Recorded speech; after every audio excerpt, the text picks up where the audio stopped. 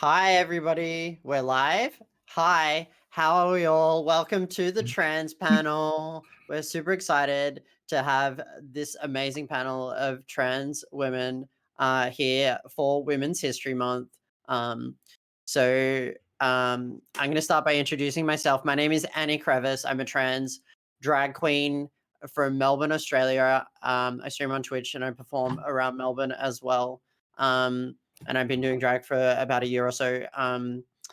My pronouns are she, her, in and out of drag, and identify as a trans non-binary woman.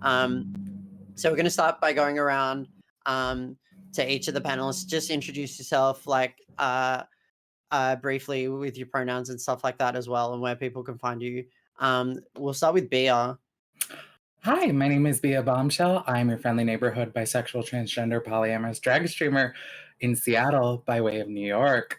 You can find me over on Instagram at Bia Bombshell and twitch.tv/Bia Bombshell and on Twitter at Snatch Goddess. Amazing. Oh, she, her, And and out of drag. yeah, dope. And Epi? Oh, what? Hi, my name Yeah, I. is Queen of Screams, a member of Team Stream Queens here on Twitch. I'm a horror variety streamer, and I stream like 4 or 5 days a week usually. I have been doing drag for about 3 years, and my pronouns are she, her all the time. Awesome, thank you. And we'll go across to Hey Beach. Hello, I'm Hey Beach, or you can call me Mikey, or just call me because I'm single as hell. So I've been doing drag for a few years on and off. Trans drag queen. I started doing drag more once I got into Twitch and met all of basically stream queens. Got me back into drag and everything. You can find me on anything basically through Hey Beach with two eyes. Yeah, let's get into it. And Red Ivy? Hi, Red Ivy. Ivy with two Y. I've always remembered second Y. I am a trans drag queen over here on Twitch. Where you can I'm a variety. Well, I say a variety streamer, but in reality, I'm really not. I play like one game, and just like lately, it's been League of Legends. So basically, I'm just a League of Legends streamer. So yeah.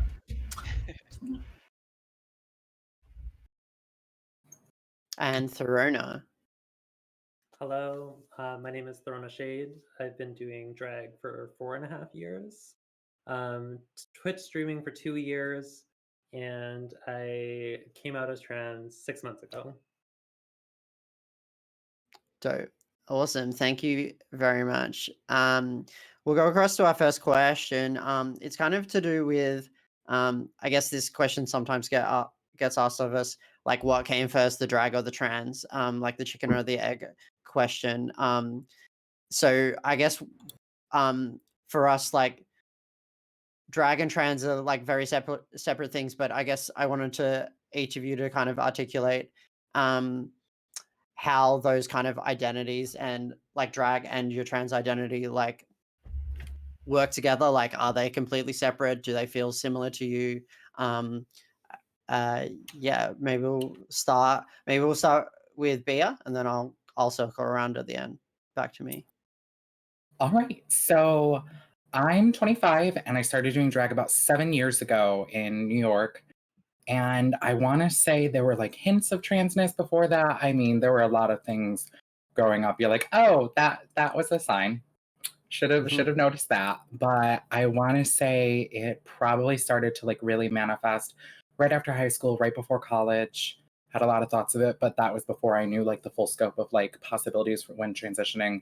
So I just assumed this is what it meant, this is what the result was, and got a little scared of it and just kind of shelved it for a while. And then through college, like started like socially transition, go with female pronouns. And then I want to say I started transitioning about a year ago. Started estrogen right before the pandemic. And they're kind of connected, kind of not. Like B influences who I am out of drag. She gives me that confidence. She gives me that beauty. She gives me that vibe.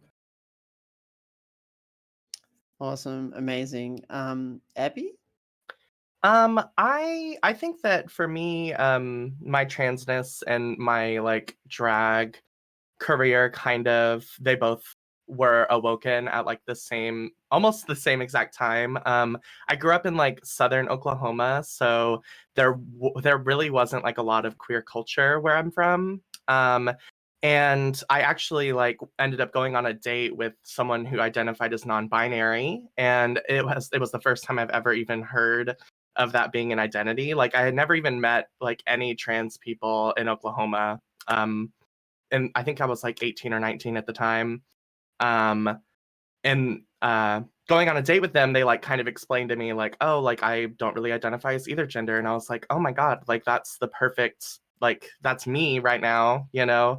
And then they also were like, do you watch Drag Race? And I was like, I don't know what that is. Like, what the fuck is that? And and so I like looked it up and I was like, oh my God, this looks like so much fun.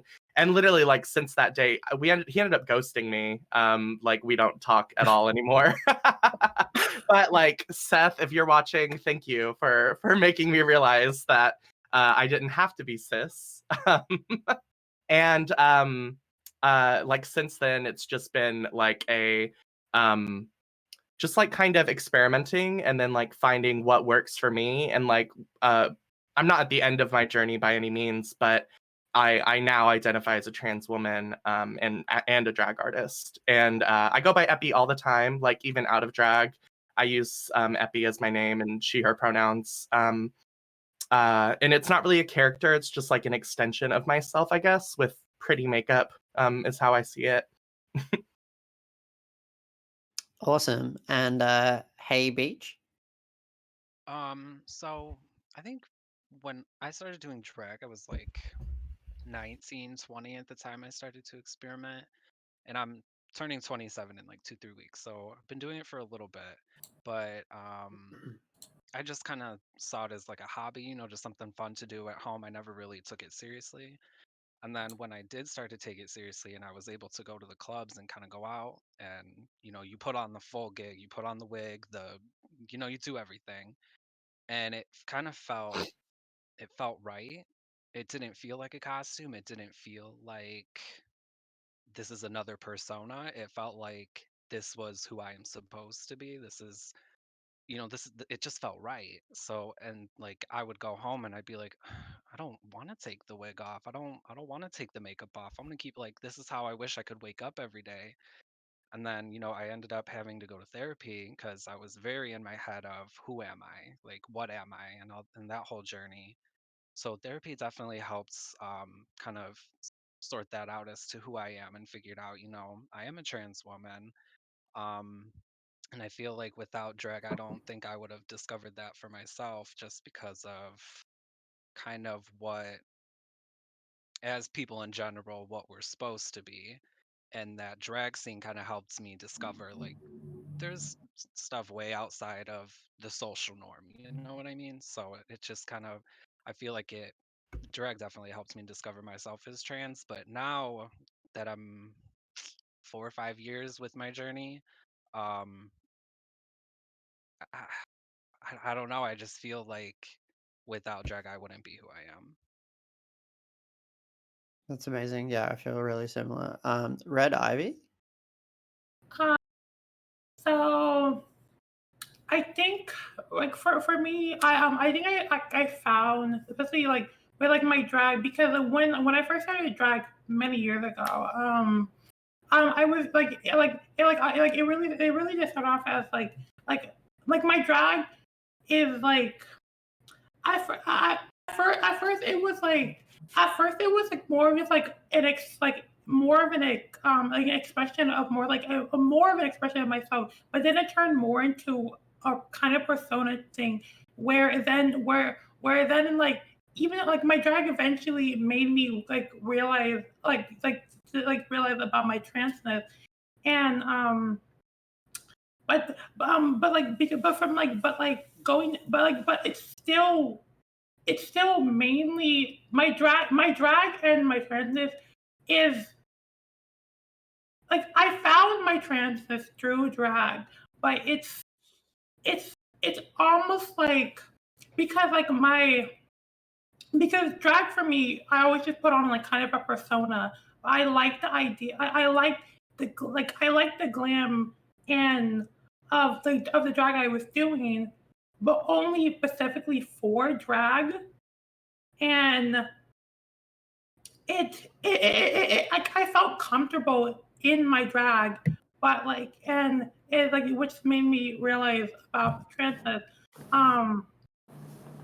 But then there was I had like it really it was really I was really having a very difficult time under like kind of coming to terms with my transness and in addition to like my drag persona because I only really felt like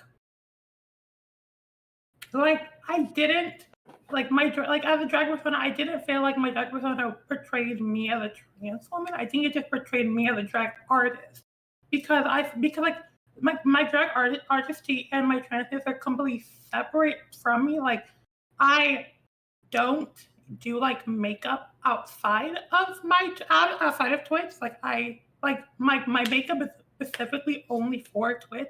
Like I don't like glam it up outside of Twitch. I'm very like as well like I guess well I don't say mask but like more even though like I am like I identify obviously as a trans female but like I'm still I don't conform to the exact femininity that like most people expect trans women to like to conform to. It's just like that's so yeah.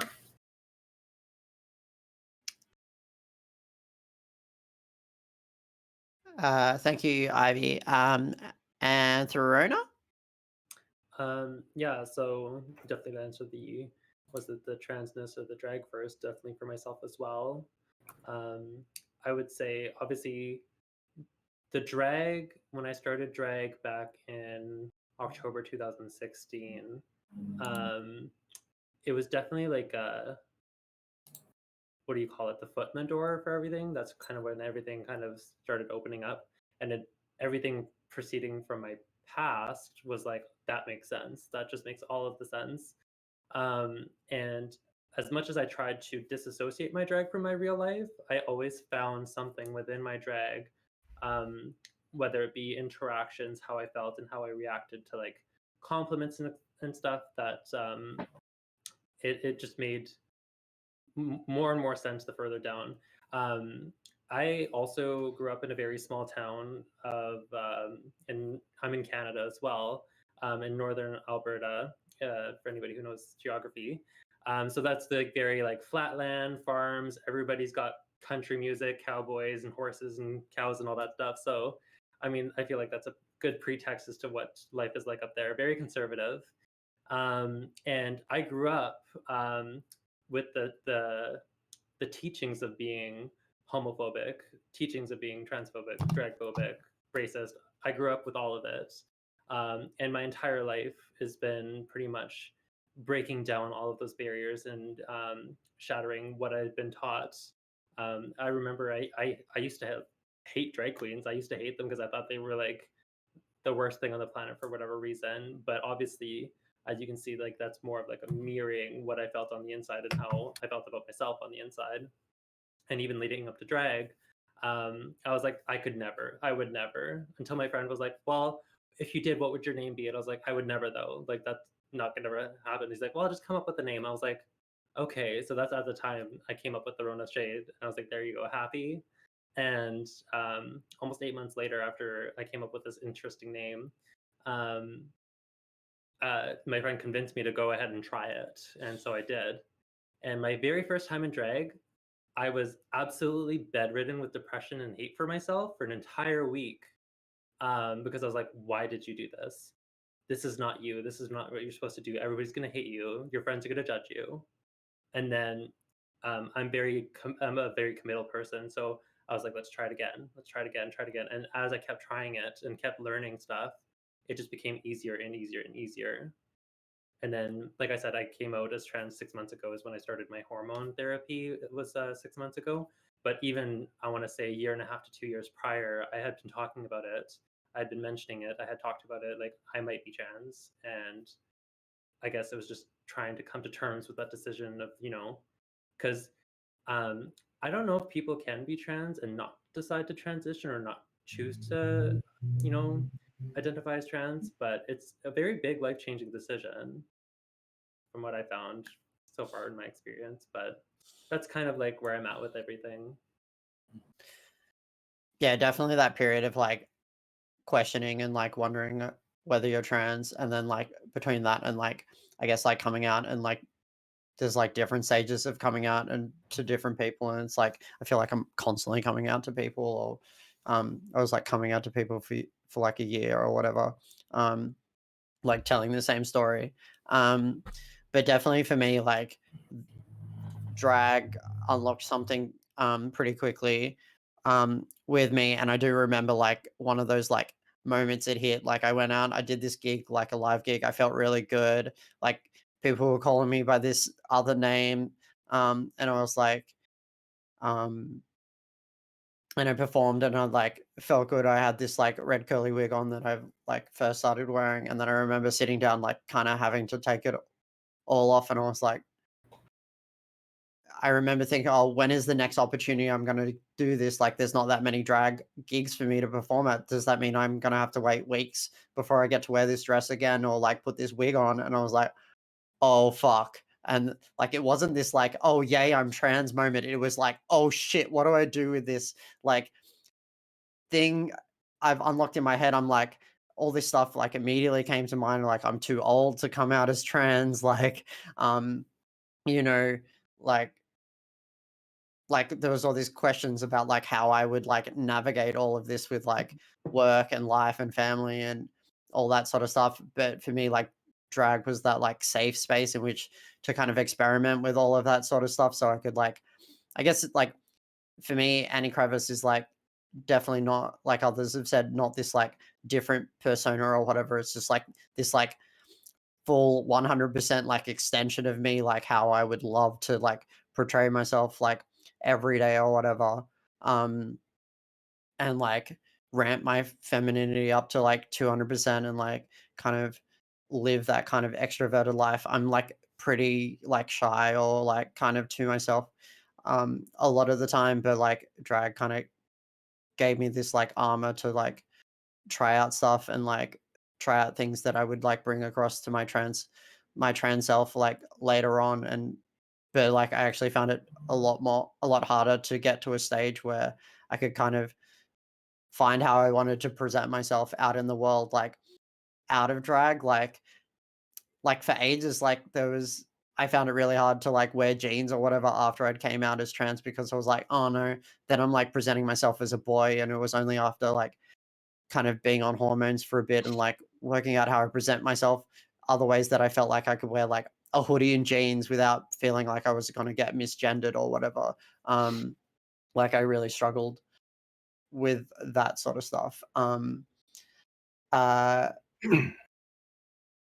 but maybe does anyone have anything else to add to that? I know that's like a big question in terms of like coming out um and like I guess what would people say to the question that we often get asked of like what's the difference between being a drag queen and what's the difference between being a trans woman? Um,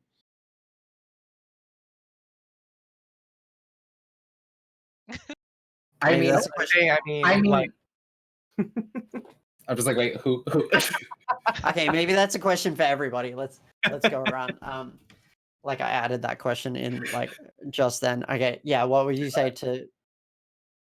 Let's start with Bia. I mean, I think Monica Beverly Hills said it best. Trans is who I am, drag is what I do. Mm-hmm. And that one's always stuck with me. That was my first season of watching Redacted's Drag Race too. And like being like, oh, there's more to this than Willem. Don't get me wrong, I love Willem. But it's always stuck in my head that way for me, and that's the way I've always explained it, because even before I came out as trans, a lot of people are like, so if you do drag, do you want to transition? I'm like, no, honey, they're not the same. They're not the same, but thank you for asking questions and trying to at least get the concept, but I always chalked it back to drag is what I do, trans is who I am. Amazing. Epi?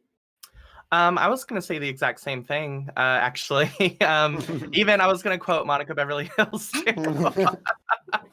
Trans is who you are, and drag is what you do. It's like an art form. It's expression. It's Mhm. it's yeah, it's that.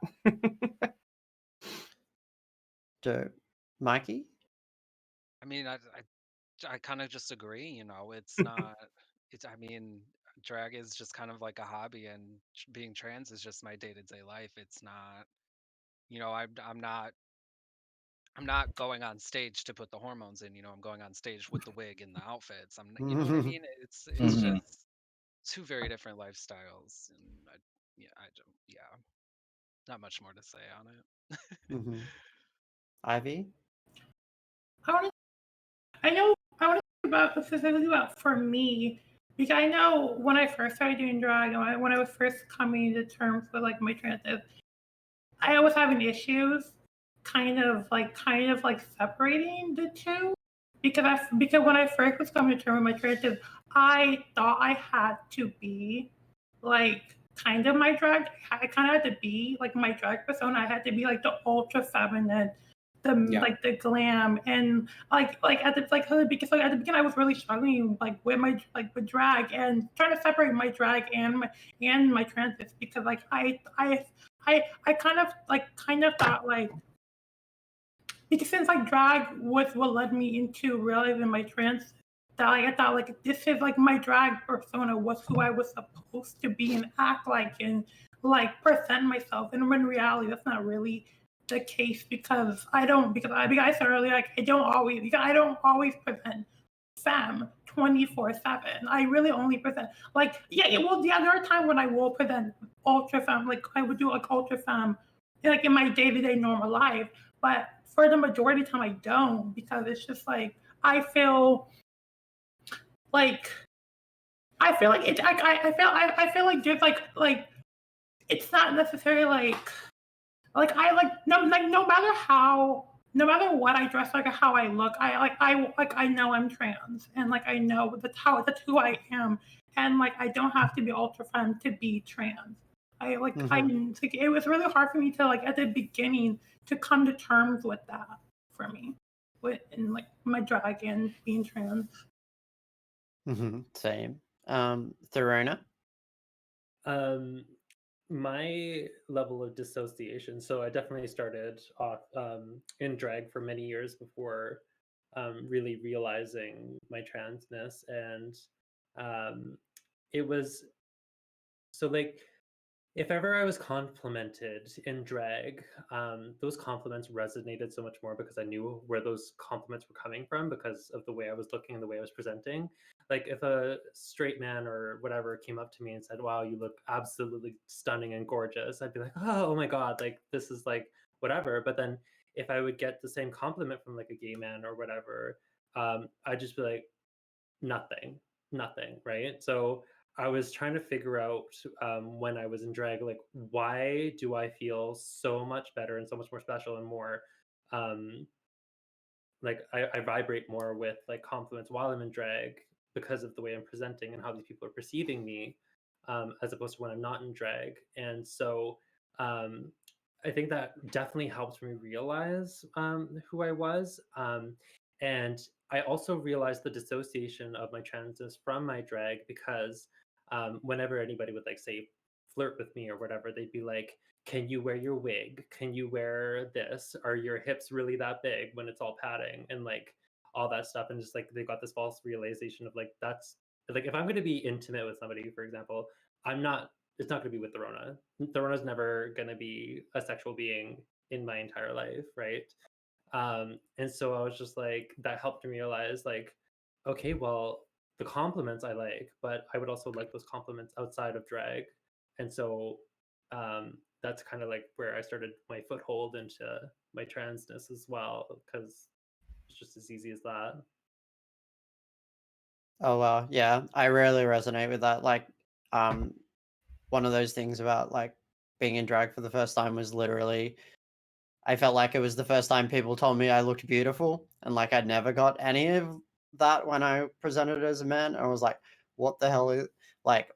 I'm like, that's kind of wild in itself. Like that's a whole other story about the way in which like yeah, like women are much more complimented on their appearance, whereas like men are generally like yeah, it's just like the way in which compliments and stuff are gendered or whatever, but that's like a whole other panel or whatever. But definitely for me, like explaining the difference between a drag queen and like a trans woman or whatever, it's like very much one is like a performance of gender, and you can like a trans woman can be a drag king, a drag queen, like in between or whatever.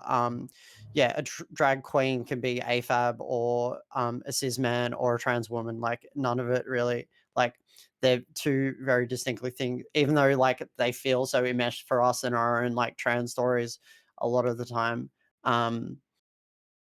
Yeah, it's like a very complicated. Like I feel like it's a very complicated question. It's like not so black and white a lot of the time. And yeah, you could probably spend ages talking about it. But I wanted to like not like talk about Drag Race, but kind of like let's like skip through it and then like move on to this other question in terms of like without trans women in Drag Race, and there are trans women in Drag Race as well. Like, where are we looking to in terms of like our inspirations, like in drag or out of drag? Like, you know, like there's so many like cis men in Drag Race, and like drag personas can look to Drag Race for their role models or whatever. So, like, where are we looking to in terms of like finding our kind of like where do we go in terms of our drag careers, and like who are we looking to in terms of like trans women, and trans people like outside of Drag Race and like in general like the drag world or whatever. And we might start with Torona so we can like do it in reverse order this time. Personally, myself, I don't watch Drag Race all that much. I've seen 3-4 seasons. I've never personally held myself to a Drag Race standard or really looked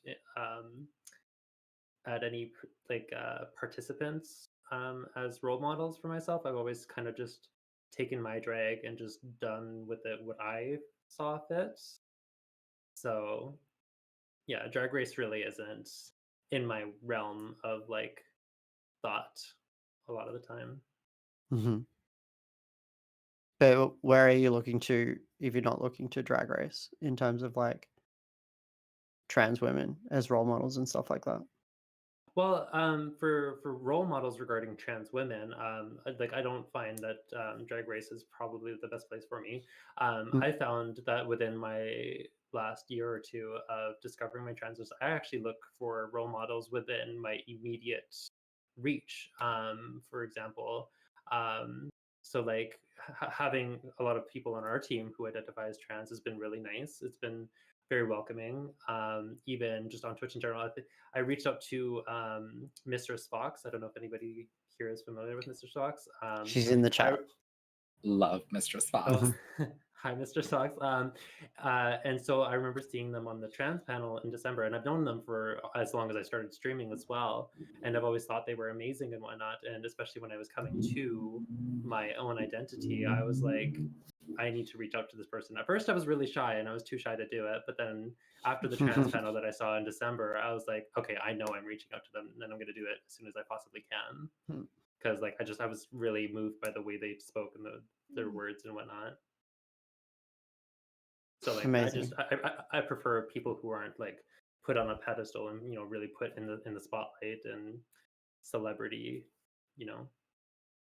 like the realness. I prefer like the raw stuff. Yeah, 100%. Ivy?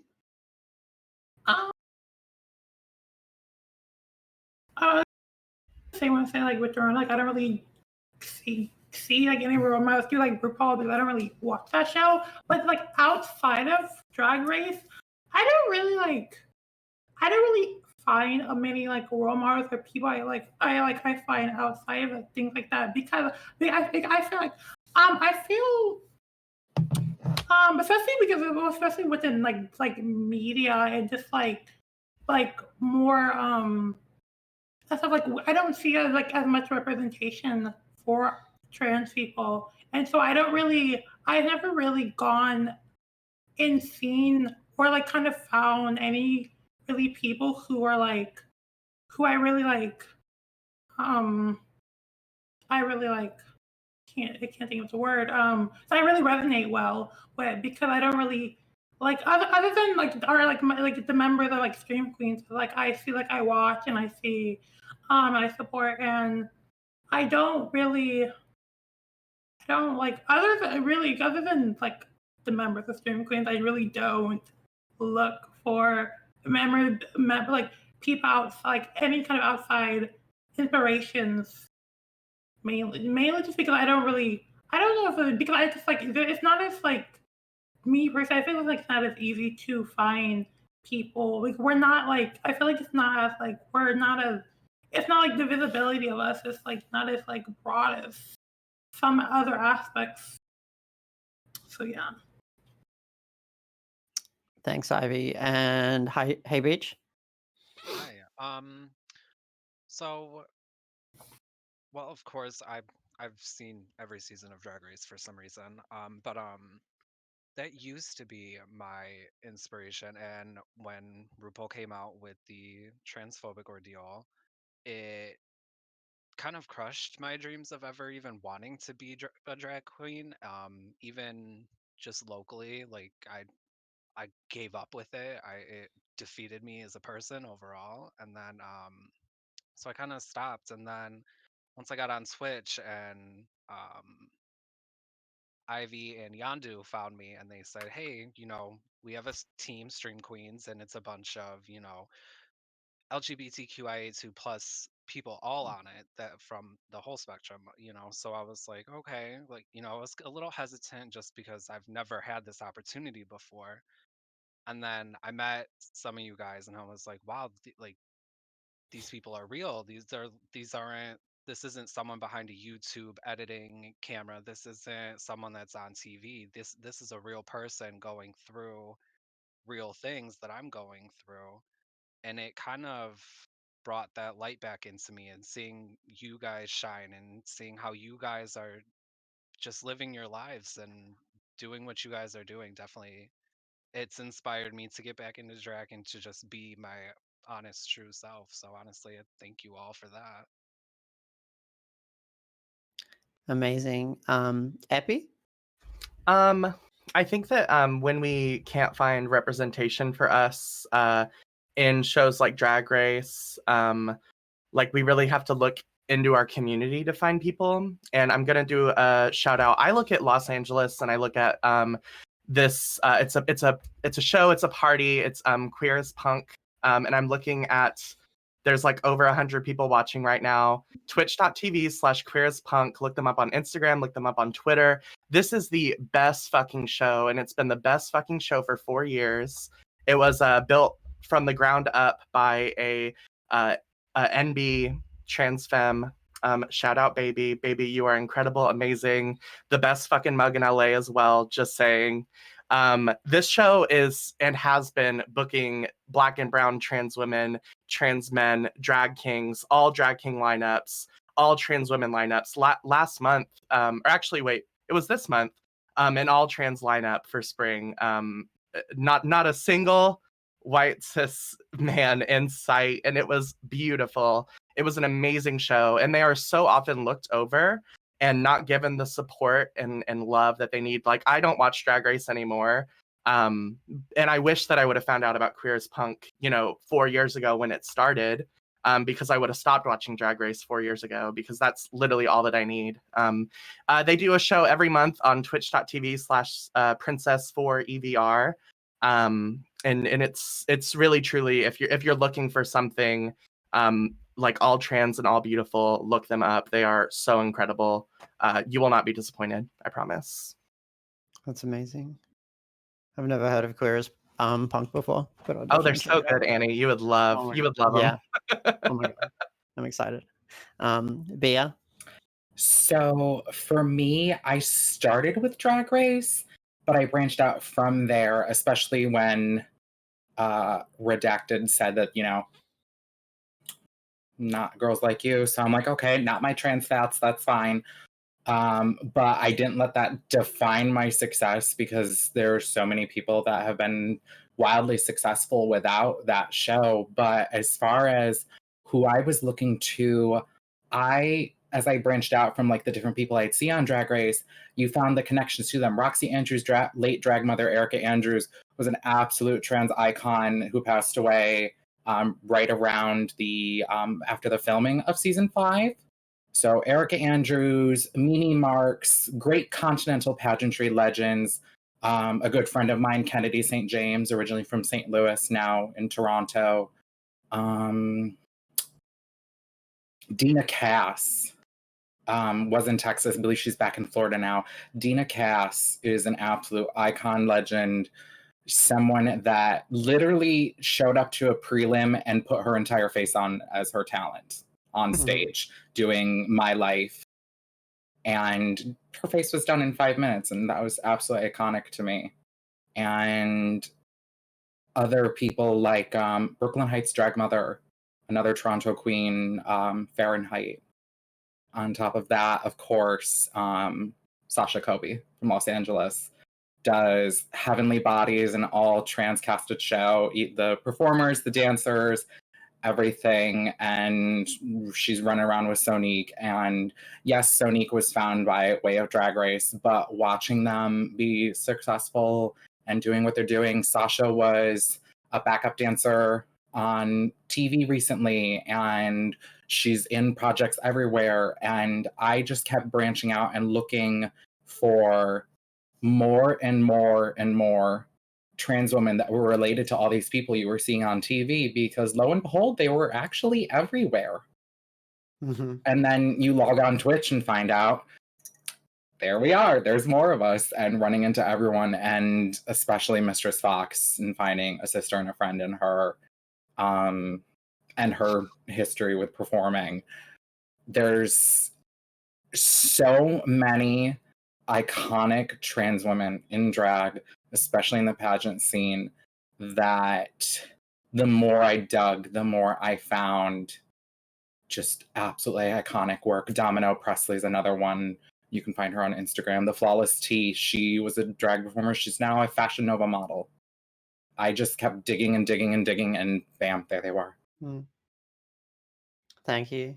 I mean, I partly asked this question because, like, in Melbourne's like local drag scene, like there aren't like a heap of trans women like that we can look to in terms of like drag queen like inspirations. Like the main one I can think of is Aurora Arsenic, who came out as trans like after me, but like I'd been looking to as like a drag like inspiration of mine for a while. And like she's been really like a real powerful role model. But probably looking back, like my main job, I probably do less of it now. I do more drag and Twitch now, but I used to like produce a lot of spoken word events. I've like taken like the Australian slam team across to America to perform in the National Poetry Slam a couple of times. And the queer scene in and the trans performers, the gender diverse performers within like the spoken word scene, the slam poetry scene,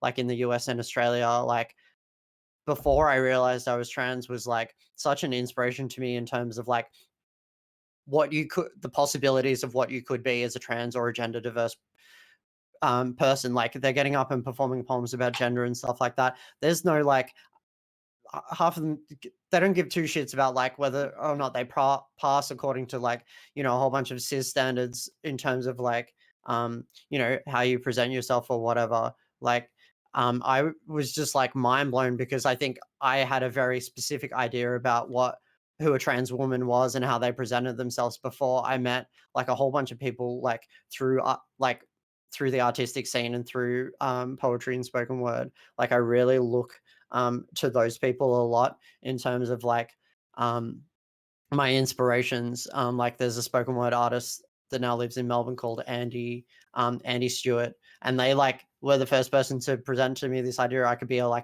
non-binary they're a non-binary man. I was like, what? So I can be a non-binary woman, like I can present as a woman, but still like hold on to this non-binary identity. Are like totally mind blown. Like, but I'm always looking for those kind of like, I feel like there's really not enough like big role models for people to look to, and Twitch kind of almost fills the gap for people, that because there's like not a lot of people in mainstream media like the people are looking to as trans. Like you can think of people like Kim Petras or whatever, those people like they look to, but like it's kind of wild to me that like we're looking for role models, and whilst we're looking for role models, we actually are becoming the role models as well. Like there are so many young like and old trans people coming into our chats all the time to kind of look for us, and like look for us and kind of find that community and find people that they can look to. Like it was wild to me when I came out as trans pretty quickly. Like people were like, in Melbourne at least, like I was being booked for like some panels and stuff like that, and I was like, I'm a I'm a baby. I'm like a baby trans. Like I've just like literally still discovering all this, and people are like asking me questions or whatever. So that I'm like, I asked that question because I want to know role models, but then like, um, yeah, it's such a flip thing sometimes. I do want to skip across to this question that was asked from the audience because I think it's a really good question. What someone asked, what brings you gender euphoria? And yeah, I absolutely love this question. Maybe we'll start with Verona again. I feel like I have to think about it a little bit. We can skip But also, past you and come. well, the one I had one specific moment. I don't know if it's a little too in depth, but it was a very interesting moment where I couldn't help but have like the biggest smile on my face. It was basically just like a day. I went to go, shower, and I walked by the mirror and I looked at myself in the mirror, and I had noticed that my hormones had done quite a bit of work on my body, and I could like walked by the mirror, but like it caught my eye so much that I just stopped, stared for a few moments, and then just like the biggest smile on my face of like, oh my god, this is real, this is happening. And like, I guess leading up to that very moment, I think every trans person has this thought at some point where it's like, am I making the right choice, is this what I want to do? Like because like a lot of the things that are permanent, like you don't want to find yourself in a position where like later down the road you regret and stuff like that. I think there's that feeling quite often. And while I don't, and I never knew, like I never thought, and I knew that I would never regret it, there's still that nagging thought in the back of my mind for whatever reason, like an anxiety almost. Mhm. But that very moment, that very day that I did that, and I walked by the mirror, like it just destroyed and swept all that away. And I was like, this is it. This is what it is. This is my path. This is who I'm meant to be. It felt so great. Yeah, I definitely relate to that. Ivy? What usually brings me like gender euphoria is so usually when I'm in drag, and I've been this I've been this time I'm like I would go out when I would go like outside in drag, where I'll go like or I'll do like or I might like do something else like while in drag, and people will like actually ask me. They'll come and ask me when they want to speak to me, they'll come actually ask me like, hey, like what are your pronouns?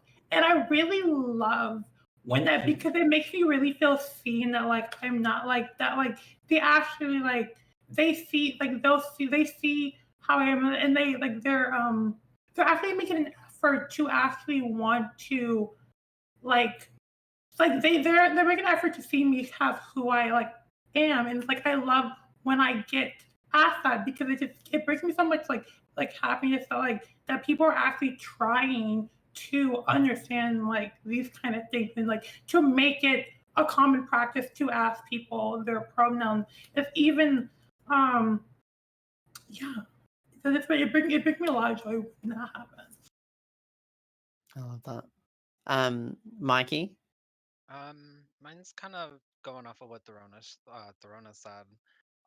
Even kind of now, I'm like looking at myself and I'm noticing a little cleavage here, and I'm like, Mm-hmm. oh, okay, I see you, girl. Okay, hormones are working, you know. So even right now, I'm just kind of having a moment where I'm listening to y'all, but I'm looking at myself a little bit too, a little bit too hard right now. Yes.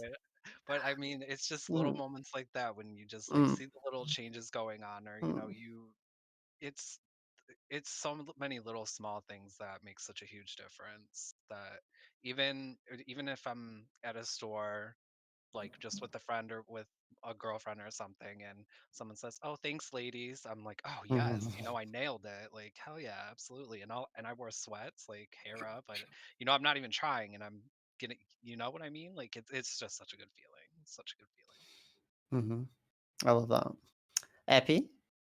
I think very much like I agree with Ivy in that like feeling seen and valid in my transness is the most euphoric thing for me. And that's personally because like I know that like facial hair isn't always like seen as a feminine thing or I mean it's typically seen as a masculine thing, but women have facial hair, women can have beards. And Mhm. when a complete stranger comes up to me and is like, "What are your pronouns?" I literally like melt. Like I don't even know if I can Mhm. answer the question. I'm just like, like you care like that much." Mhm. It doesn't happen like super often, but it literally is like one of the like most beautiful things that anyone can do for me because like you immediately get seen and I'm think I'm clocked probably as like queer but because I dress like I wear dresses all the time like I will just I'll rock a sundress and some sandals but so they're like, oh, they're probably like a gay man. But when they ask me my pronouns, it's like, oh my God, yes. Like, thank you. Probably that and also like my little boobies. Mhm.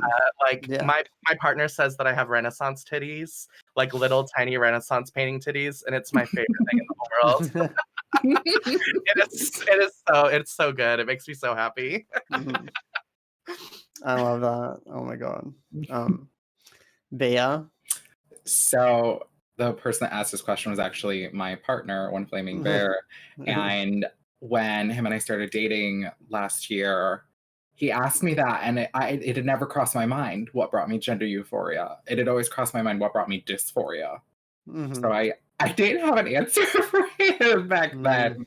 And then just everything else I'm hearing from the other girls, it's like, yeah, very that. Just like that moment you catch yourself in the mirror and you're like, there goes my mouse. Mhm. You're like, is that my butt? Mhm. Are these mine? Like you have those like that not Mean Girls Freaky Friday moment where you're like, that's not mine. Mhm. That's not mine. Mhm. But it is. And you just keep finding those moments of you're like, wow, look at me. And drag always brings me gender euphoria. It just brought me gender euphoria for a long time. So finding those little euphoric moments in my femininity, but also in day-to-day life. I saw Chalora say in chat, like the pandemic with the masks has made passing in public so much easier. And I feel that because I did not complete my laser hair removal.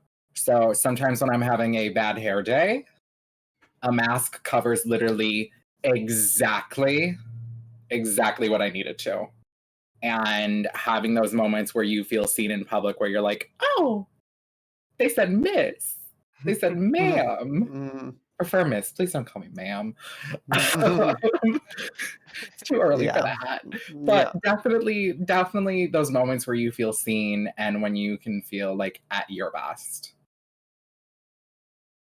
Yeah.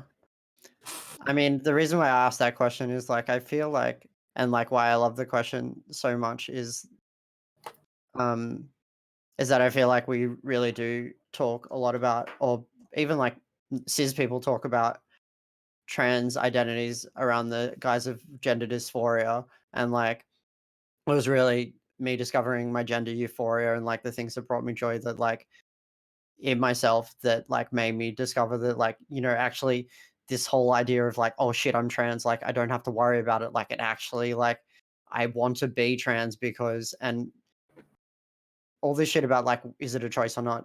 Like, if it was a choice, I would still choose to be trans. Like, I would still choose to be me.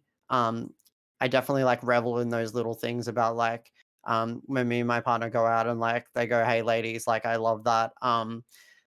One of the places I get the most gender euphoria, and I don't get to see her all the time, is my niece, Brie.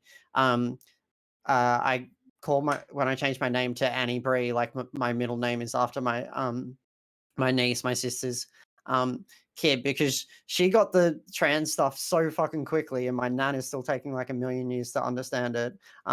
She was just like, there's one of those like Instagram filters where you do the like quiz thing and it's like popping up, and the quiz was like, "What inanimate object are you?" So I did it, and I was like, I was a shoe, and then my niece Brie apparently asked my sister, who's like, "I love her, she's really pretty, but why is she a shoe?" And then like I was like, "Oh my god, I melt." Um so like hearing those little comments for me are like, yeah, lovely. And then also cleavage, I definitely agree. Like that stuff is amazing. Like, yeah. Okay, the next question I want to talk about, okay, I want to get right into it, is we know the elephant in the room. We're all on Twitch. We're on Twitch talking about this panel, talking on this panel. Wouldn't it be nice if there was a tag for trans people to find us, find our streams, find us as role models, find this panel? Yet it's been a couple of years now, and there's still no trans tag. So I wanted to ask, like, why is fighting for the trans tag now still so important? And like, where next, I guess, in terms of our campaign, and like, what are we doing next to get Twitch to give us this trans tag? Because we aren't giving up anytime soon. Let's go back to Bia. As far as the trans tag goes, and I love seeing all the Pibby emotes in chat, to me, it's being extremely loud. It's very hard to ignore something that refuses to be ignored. So for me, it's very be loud, be proud, explain what you're looking for and why, but also showing the features, advantages, and benefits, not just for you, but how that benefits other people. And very often when you're trying to get equity and inclusion, for me, I've noticed, instead of just saying, "This is why I want it, this is why it makes my life better," showing how it affects others and how it can improve their experience and their situation really shows that you've looked through everything and you've looked at all the possibilities and all the different thought processes. So showing the bigger picture, why it's not just about us. And also just a lot of the random bull that they passed off before is like, "Oh, like it's unsafe, yada yada." That's what my moderators are for. Making sure that you have an answer to every single if, and, or but that can possibly come up. Mm-hmm. Exactly. Epi? I think that I agree with B. We just need to be loud. I think we need to look at our community leaders and really, like, it's not that they're not doing enough, but it may be that they're not loud enough. There are, and what I love, and congratulations, Pib, you just got partnered.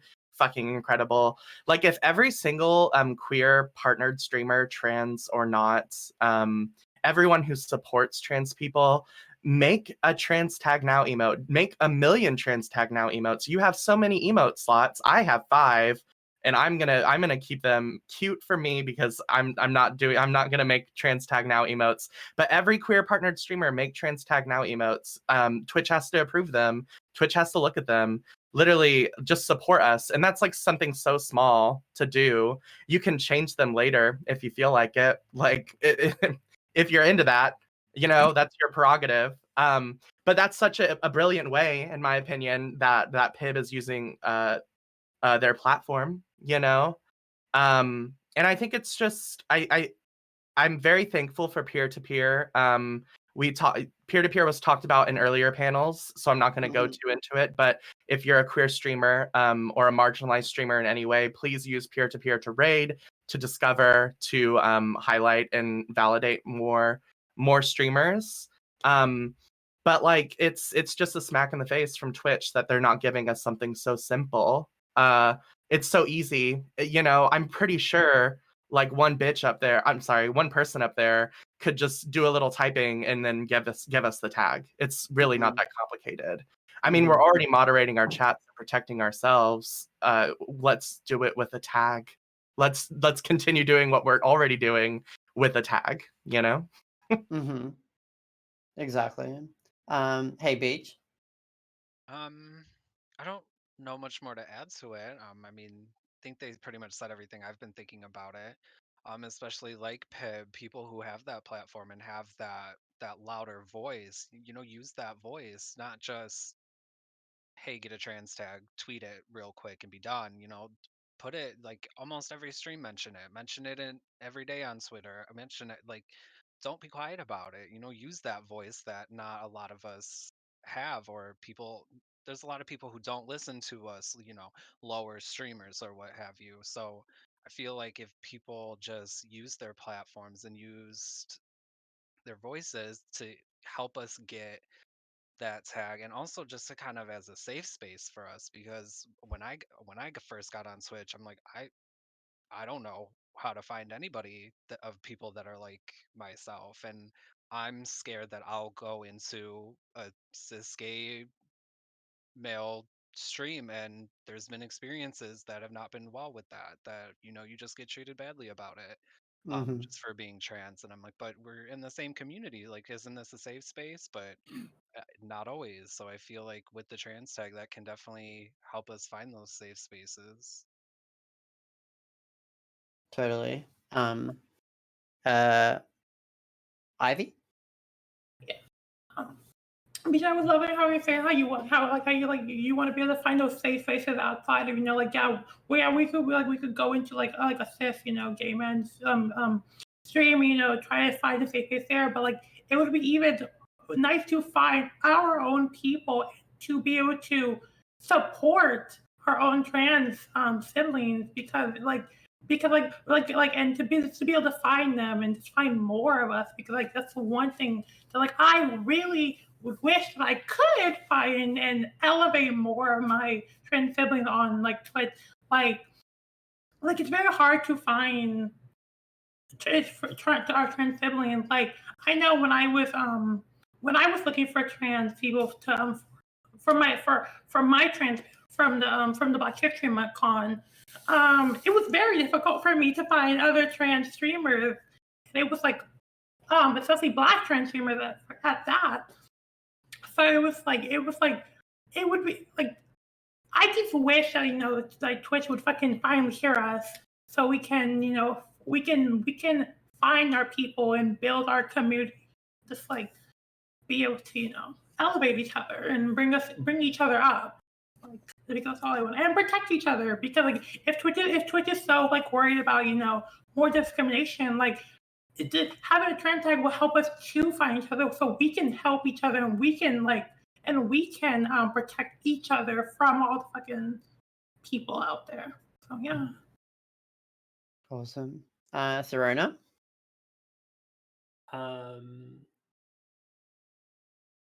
My experience with the trans tag, especially because I still feel like the concept is newer to me, and me personally, like how I've always lived my life, I always kind of lived that devil's advocate life of like seeing both sides and stuff like that. So like, don't get me wrong, I voted for it, and of course, and I promote it, and I think it would be very good outlet for us to be able to be heard and seen and whatnot. But I can't help but notice those arguments of like, well, if trans people get a tag, then why don't we just break down the entire LGBTQIA and create a tag for every single one of them? And that kind of confuses me because it almost makes sense, but I guess I'm still trying to educate myself on the concept of it all as well. And that's just my full honesty on it as well. Like, I don't oppose it, but I do support it. I'm just still trying to understand where my support's coming from for it, if that makes sense. Well, specifically, I mean, trans people don't always feel safe in, gay communities. I don't feel safe around gay men a lot. I'm going to be honest. I don't. Same. I don't feel Very supported low. by gay men. I don't feel supported by a lot of queer people who are not also trans. But I mean, yeah, why not tags for everybody anyways? Like, Yeah. I think specifically for trans folks, like if we had a trans tag, because there's so many times that I've gone and used the LGBTQ plus tag, walked in on a streamer, and it just have felt so unwelcome, like a cis gay man or something, or like walked in and they have said something, like low-key transphobic or misogynistic or just uncomfortable, But I mean, why not all the tags, Yeah. especially a trans tag? Honestly, I though. mean, I was gonna say like on that too. Like I guess it kind of makes sense because like, while you think about it, LGBTQIA the further the further down you go down the acronyms like of what they mean, the further down you go, the less representation you have at the tail end of the actual acronym versus the mhm. very beginning. Lesbian and gay being like the predominant one. That does make sense. Yes. Yeah, and like no one talks about asexuality, like everyone kind of No. ignores them. Yeah. Yeah, that's 100%. But also like the thing with tags is like there's no like there's no like finite pool of tags. Like it's not like Yeah. it's a computer code, like it's a list, like it's not like they only have 100 to give out, and so they're like trying to like. And there's all these dumb tags. Like I'm using the trans tag at the moment instead of the trans tag because like who the fuck talks about trans music? There's more trans people than trans musicians on Twitch, so I've claimed it as ours for now. But I think like peer-to-peer live is like a really not just like a great resource in itself because like Twitch won't provide that space for us, but I'm really curious to see the data that comes out of it, like how many people are using it, how many people are searching for those tags to kind of make the argument that like identity in general matters in terms of like when people are looking out for their content creators or whatever. Like it does matter to me, like not even just like whether I'm finding another queer streamer or a trans streamer, but sometimes like honestly, I just want to know I'm like hanging in like a woman's stream, like I don't like I Is she a feel TERF? uncomfortable. Yeah, is she a turf? Like I want to know everything. Like sometimes I just want to hang out in a particular stream. Like the identity really matters to me. Like sexuality and stuff like that as well. I think Mistress Fox pointed to there's like like an in-person protest going on. Like, is it weekly? Mika Beth and Blunt Reaction are like down there at Twitch headquarters, like protesting for it, which I love. But generally my approach is I'm like very loud about being trans on my own streams as much as possible. Because there's this narrative being pushed that like, if you're like out and proud about being trans or queer or whatever, you won't get as big a audience. And I'm like, one, I don't particularly care about that. If you don't want to come to my stream because I talk about being trans too much, then like I don't want you in my stream anyway. And two, I'm like, there are lots of like I feel like we can grow big audiences like by being trans role models on this website. And I feel like talking a lot about it, like we really need to just be as loud about being trans as possible. Like I'm not here to like fade into the background. Well, something that I keep as a mindset when I'm creating content is that like, and if you're cis, if you're not trans and you enjoy my content, thank you so much for your support. But I'm not creating content for you. I am solely creating content for other trans people, honestly. Right. Like and queer folks, of course, but like I'm when I create, I'm keeping it in mind that I'm only creating for other trans folks. Because that's a space that I know I can harbor safety in. It's something that I can trust myself with, and that I will not. I mean, everyone like fucks up, and like there may be faults down the road, but like it's something that I'm really passionate about, and it's who I want to create for. And that's helped me a lot in the games I play and what I do during my streams, how I act, it's very helpful. Totally. Which brings us to, I guess, to our next question. It's like Trans Visibility Week at the moment. Trans Visibility Day is coming up in a couple of days. On the 27th. No, wait, the 30th? No, it's tomorrow. In Australia, at least, it's tomorrow on Tuesday. Trans Visibility Day is tomorrow. But I wanted to talk a bit about like how like non-trans allies, like especially on Twitch, like how they can support us best, and like what what are the things that they can do in terms of like actions, in terms of like supporting us and being good allies. And I wanted to start first just briefly. I really think that there's a lot of people on Twitch that talk a lot about supporting the trans tag and like supporting trans streamers without actually specifically like supporting trans streamers. Like they support trans streamers or trans people as an entity or as an identity. But then when it comes to actually concretely like using their platforms, like they have like thousands of more followers than us, like actually using their platform to highlight the voices and support trans streamers specifically, like individual trans streamers. I feel like they could do a lot more in terms of that, in terms of like rating streamers, or like, you know, sometimes they say something on Twitter about supporting trans people. When a trans person has said the exact same fucking thing on Twitter, use the retweet button instead of like using like actually like putting it into your own words, because you probably heard it from a trans person first, and like they deserve the credit and the platform for that. So especially if you're a streamer on Twitter, you got like tens of thousands of followers, like use that platform to highlight trans people as well. Bia? I'd have to agree with you that using your platform and sharing your community and your audience with trans content creators is honestly, it's the easiest way to do it. It takes absolutely no more time than you would rating someone. That's not hard. Good for you. I'm not going to give you a cookie about it. Like, it's not hard for you to do it. It's not hard for you to go on peer-to-peer live and look for someone to raid if you don't know how to find someone, or if you haven't made friends with the trans content creators yet. So doing the standard little due diligence that you can do, hosting trans people, putting them in your recommended section, it's not hard. Debbie, it's not hard. Just do it. The same way that you support anyone else, make it a point. Walk the walk that you claim to always talk is like huge for me. But also take a second and like look at yourself and look at your language and the way you come across and what gendered or transphobic things you do on a daily basis that you don't even think about. Unconscious bias is huge. Huge. Like, just for 2 seconds, think about someone other than yourself and think about how the things that you say can affect other people. It's that whole concept of think before you speak. Sweetie, it's not hard.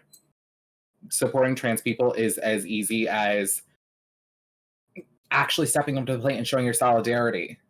You know, it's tokens of gratitude. It's like, gee, thanks for the platitude, but like, whatever.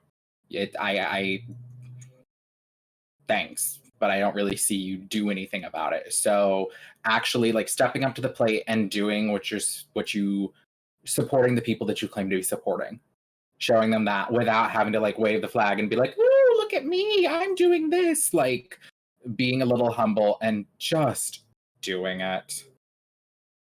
Honestly. 100%. Epi? I think that I agree with y'all with like the retweet button is literally just a click. Like it's 2 clicks. I think you have to choose to quote tweet it, like, or just retweet it. Put some fucking hearts if you want to quote tweet it. I don't know. Like put the trans flag emote if it makes you feel better and like sleep at night. But like literally just like retweet our going live tweets, you know, whatever.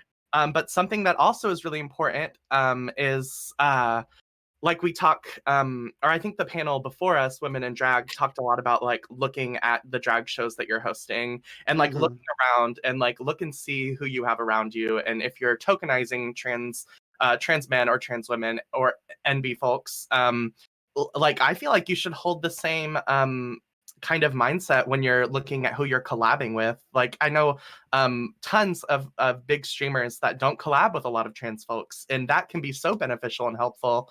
And like, honestly, like, beneficial on both sides, because a lot of these, like, everyone I see on this panel is an amazing entertainer, an amazing gamer, and amazing women. And it's honestly like your loss if you're not trying to collab with folks like us. Like look at who you're collabing with and look at who you're uplifting is something that I think folks should think more about, instead of just collabing with the same, 3 folks you do every week. Yeah, totally. I found it really dysphoric, like in terms of like Women's History Month, like in Australia, like a lot of the Australian streamers like would have like their, it's Women's History Month. Let's have a girl gang like playing Among Us or something like that. It's all like cis women, and like they know I'm there. I'm like, it kind of felt like I'm not one of the girls, like even though I am one of the girls, like to not be included in those kinds of things, like yeah, it can feel like really othering. And like I'm not comfortable with that, and I feel like yeah, like cis women could do a lot for supporting trans women on this platform. Beach. Um, God, again, it's like you guys just say everything I want to say. Yeah, it's just kind of using that platform, use that voice. I mean, I feel like we were all there for the whole panel today, and I don't want to get like this, but now I see some of those people aren't here supporting us that have the platform, and it's just kind of like, well, why aren't you supporting us like we have been supporting you? We're trying to uplift you, even though we're being pushed down or pushed back. So where's what I'm saying? Kind of like where is what am I trying to say? Um, The mutual support. yeah, basically, it's just kind of things like that, and not forgetting about us, not putting us on the back burner, and like Epi said, amazing women here that have so much talent through just gaming or performing, whatever it may be, that just get ignored all the time, and I don't get it. I really don't. Yeah, totally. Like yeah, there's a lot of people fighting for platforms or whatever, and the best we can do is like help out each other, Mhm. for sure. Ivy.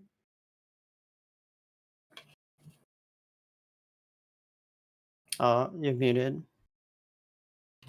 Yeah, so like I really agree with like it's to really just like elevate more Twitch streamers. Other trans Twitch streamers and stuff. It's to elevate us elevate other ones more. I also feel like one really good way for like to how for Alice is like to support to really like check yourself and also check your friends and make sure like they're in, like that like they're doing the things right, because I know, because like even if like just small mistakes that you might make, like not misgendering or like not saying the correct pronoun, like check yourself, check your friend when they do I because like and like really do that, because like I love it, because I always feel like my friend, like my friend, like I would check my friend and my friends would check each other. I didn't like I was just started talking to my friends earlier, and like they were talking. Like I remember we were talking about we were talking about someone else, like a non-binary person, and one of my friends misgendered them, and like my other friend, like they checked them, and so like they corrected them for their pronoun. Like check your friend, check yourself, because like then like because it was like that's a really great way to be an ally. Check each other. Yeah. Definitely, yeah. And like pronoun checks in chat and stuff are like really useful. Like I know I think I saw London first do it, like the pronoun checks in chat with like the command or whatever. That's really great. And there's a like an extension as well people can use to add pronouns and stuff to the chat or whatever, which Twitch should just add themselves. Thorona. Um, my answer might be a little different, but I personally have grown up my entire life kind of just being independent and always fending for myself. And so when it comes to being supported by others, I never actually actively seek it. I never ask once, twice, 3 times. I just, if it's not there, then I just don't bother, right? So like if I'm supporting somebody and then they're completely aware of my transness, or even like before my transition, like my drag and stuff like that, and I find that they aren't respecting or supporting it, then I just don't, like, my support ends right there as well, you know? And so like for example, I surprisingly had a moment where I've known another streamer for about a year and a half. He's a cisgendered male who identifies as straight, and we became friends, and they didn't really know too much about me. Then they learned about my drag, but then they also learned about my transness. Had a lot of ignorant forethought to it, thinking like um, the incorrect things about it and stuff, but allowed me to the opportunity to educate and whatnot. And my relationship with the streamer, for example, is just very straightforward. Like it didn't take them more than a second to respect it, understand it, and even support it. Mhm. And it was interesting because like I don't ask them to support me, and I don't ask them to speak up for me, and I don't ask them to defend me. It just happens. It's just something that I look for, like the natural stuff. If he didn't, then I'd probably just distance myself and not be friends with them. I was watching his stream, for example, one day where somebody he was in a voice call with playing a game made a joke saying, "Oh, years ago when I was on Tinder, I used to swipe on women, and when they'd be bitchy to me, I'd congratulate them on their transition as like a jab or whatever." And I spoke up in his chat and I was like, "What did that guy just say?" And my friend didn't take it, like he didn't even take a second to say like, "That's really not cool. Like, fuck you for saying that." Like, Mhm. and like he's like, "I have somebody who is my friend who is within that field and like who is Mhm. trans, and like you just pissed me off, right?" I didn't ask him to do that. He just did it, right? Mhm. So that's my take on it. And so like if he didn't, and if he laughed at the joke or whatever, I would have just been like, "Peace out. I'm done. I'm bye." Yeah, it's like those things like you kind of want to know like what they're doing when we're not there, like am I being that kind of stuff. So yeah, thank you for that. I think sorry, I'm just looking at the audience questions because there's I some think really that good ones. something that I want to touch on too before we move on Mhm. is like for like I think that cis folks should really remember, like everyone's going through their own journey and own hardships and stuff. But like on top of those hardships that everyone has, like trans folks, like we have more because we're living in a world uh where we're not really accepted, we're living in a body sometimes that we don't agree with in many ways, you know. So that's just extra stress and extra discomfort, extra tribulations, you know. And like realize that privilege, that you don't have to deal with that, and that you can use your extra energy that you have to help us and to be voices for us and to uplift us. And this goes like 10 times for Black trans women, to uplift Black trans women, because on top of on a journey of transness, they live in a world that doesn't support them because of the color of their skin. For Black and brown trans women, so like white cis people, you have all the energy. There's not a damn thing that you do not have, you know, that you shouldn't be giving to like Black and brown trans women, and to folks who deserve it and who need it, you know. And just like remember that forever. Like don't forget Mhm. it. Yeah, 100%. Um, yeah, there's so much more we can talk about in terms of like I guess like how allies can best support us, or like I feel like that's an ongoing discussion, especially on Twitch. Like, you know, once we get the trans tag, like, and I believe we will get it eventually. Um, like once we get the trans tag, like how allies can best support us to take advantage of making sure that we can make the most out of that trans tag. And like I think people who aren't trans, like taking up transphobia in their own streams is really important.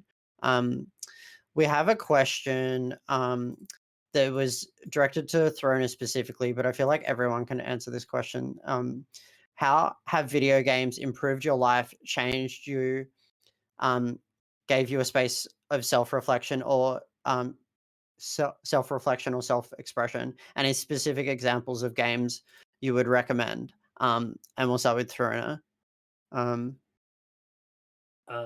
Well, I feel like I might be stealing everybody else's answer for this in a little bit, but like choosing a female character in a video game, for example, that's the easiest one. I'm assuming that most of us would agree on. mhm, That sense of like picking the female character, and for mhm, reasons you don't even have to mhm, explain. But I had an experience specifically in the month of November where I played the game Tell Me Why. No spoilers or anything. And that game, I have to say, was probably like the most emotionally impactful game I've ever played in my entire life, especially because we're trans people. I think that game was so important. It was just so, I don't know. I played that game in 2 streams, maybe 3, and at the very end of the game, I just broke down in tears crying. And at that point, I was 3 months into my hormone therapy, hadn't told a single soul except for my roommate. I hadn't even told my chat or anything. At the end of that game, broke down in tears crying, and I was like, I'm just going to do it now. I'm just going to say it. And it inspired me so much to be able to come out at the very moment at the end of my stream mm. to tell my chat and whoever was there at the present of the time that I was trans. So if you've never heard of Tell Me Why, 100% recommend it. It's good. Yeah, definitely. Yeah, I've actually never played Tell Me Why. But it's like one of those games that everyone recommends 100%, to yeah. me. Yeah. Ivy. Um, yeah, with yeah, going on with what I said, like kind of I'm picking like the female character. But like I know specifically like a specific game that I absolutely love and that I find the most like kind of self-expression is like this like just the Sim series.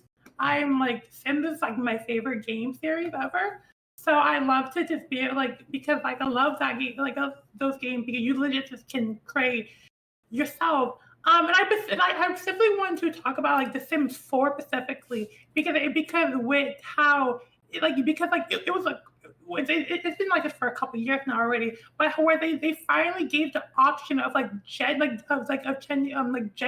options, like so you can actually create like trans Sims in Sims 4, and I love that addition they added. Like none of the other Sims games have had that. And when they added that, I was astonished because I love that I could finally truly actually make myself as a trans woman in like the sim because before I would just I would just make a female sim of me, but now I can actually make like an actual trans sim when like I can have like a mask like I can have like I can like you can change your sim from you can like have your sim be a woman but have like a masculine frame on them, and I love that addition they finally added. So that's like the one game that like I heartily love this like to like actually to, like talk about being represented, be able to represent myself.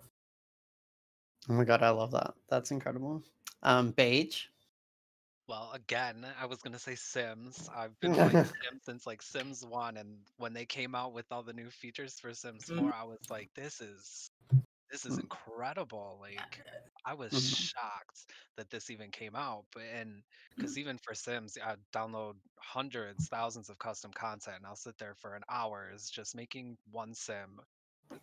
Like not even of me, just of what I wish I could be, you know?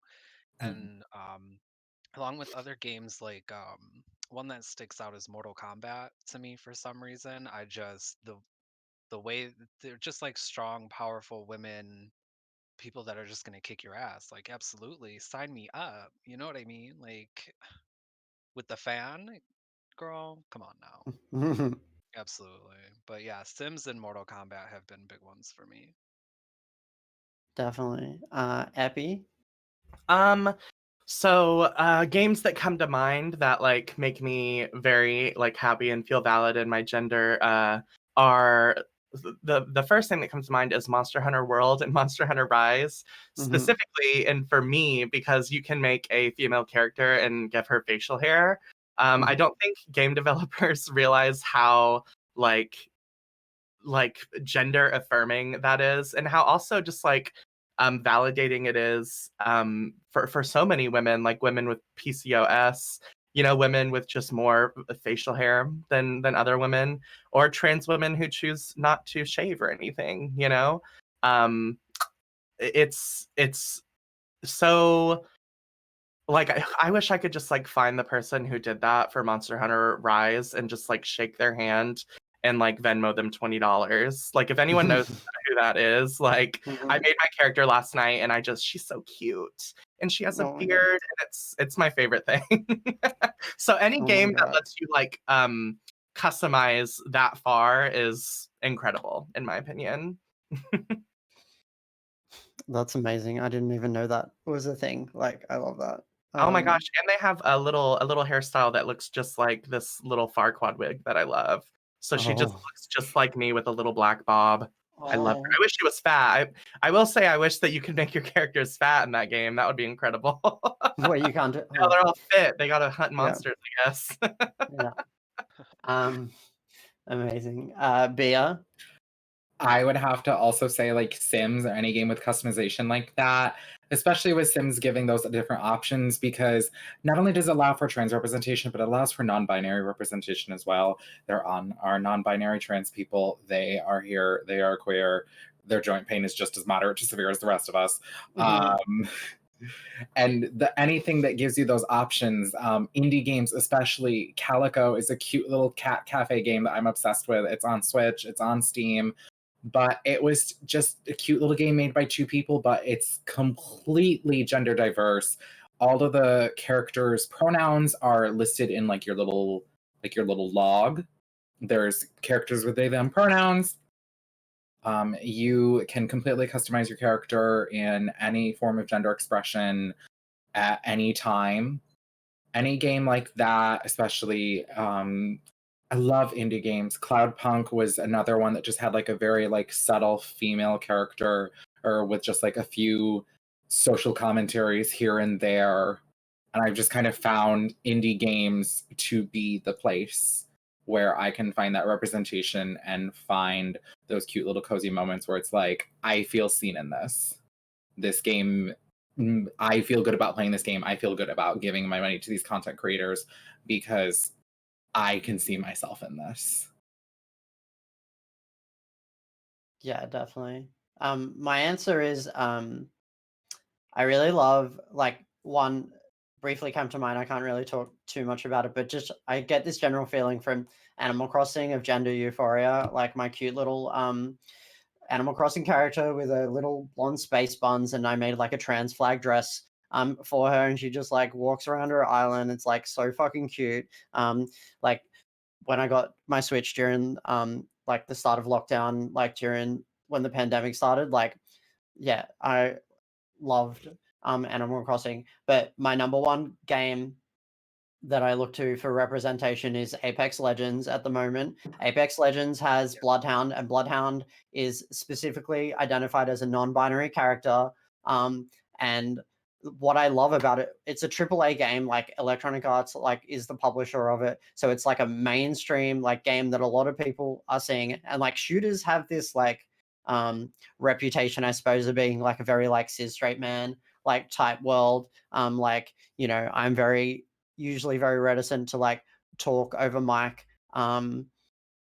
like playing those games with randoms or whatever.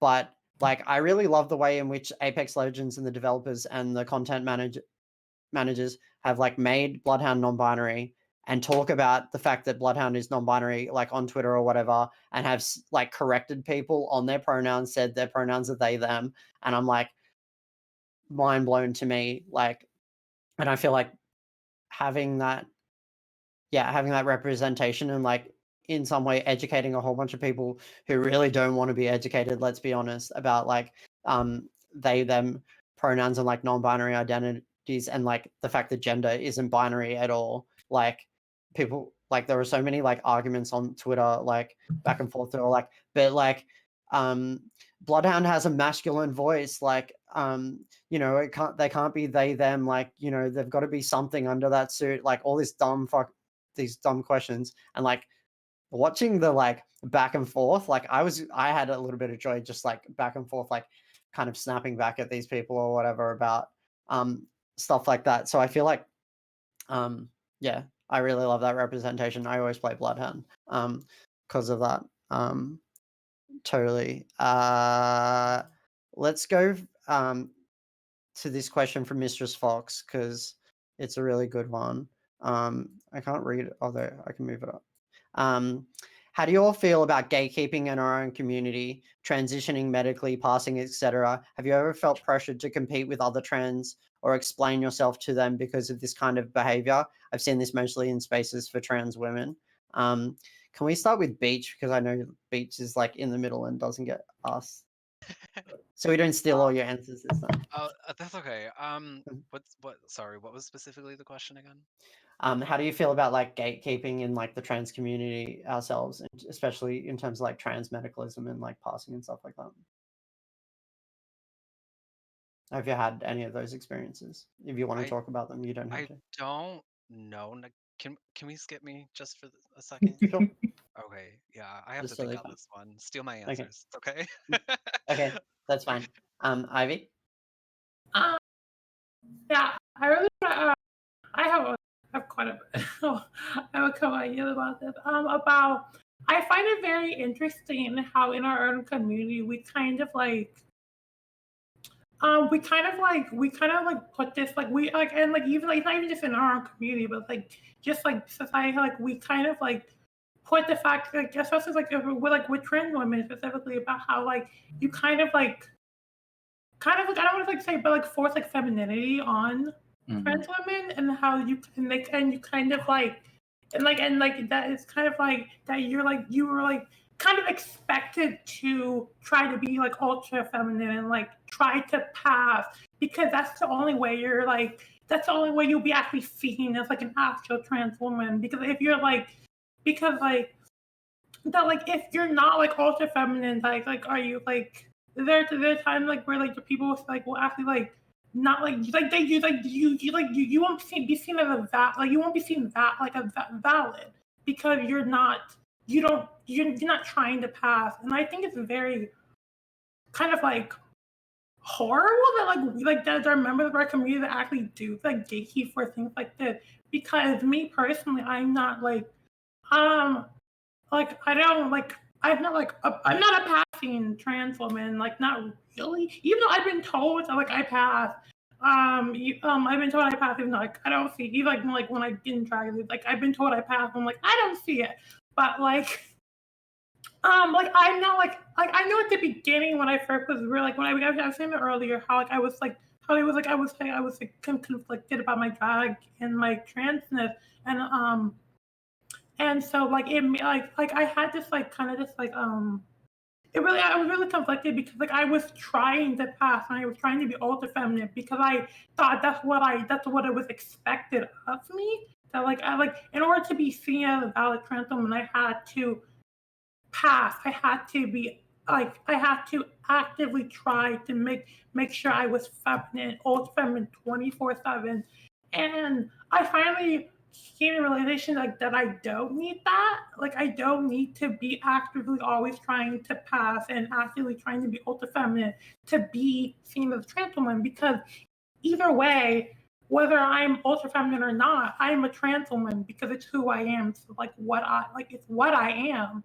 And it doesn't matter whether or not I'm I'll fucking glam myself up that day, or I'll be wearing like sweats and like a t-shirt and like then like I'm like right now I'm wearing legit like I just like a hoodie because that's what I feel comfortable in. Like I have like very like I was in drag earlier, but then I took it off for this panel because I wanted to like kind of like show that like I don't I don't I feel like I don't have to be ultra feminine 24/7 Mm-hmm. to be to make myself feel valid as a trans woman.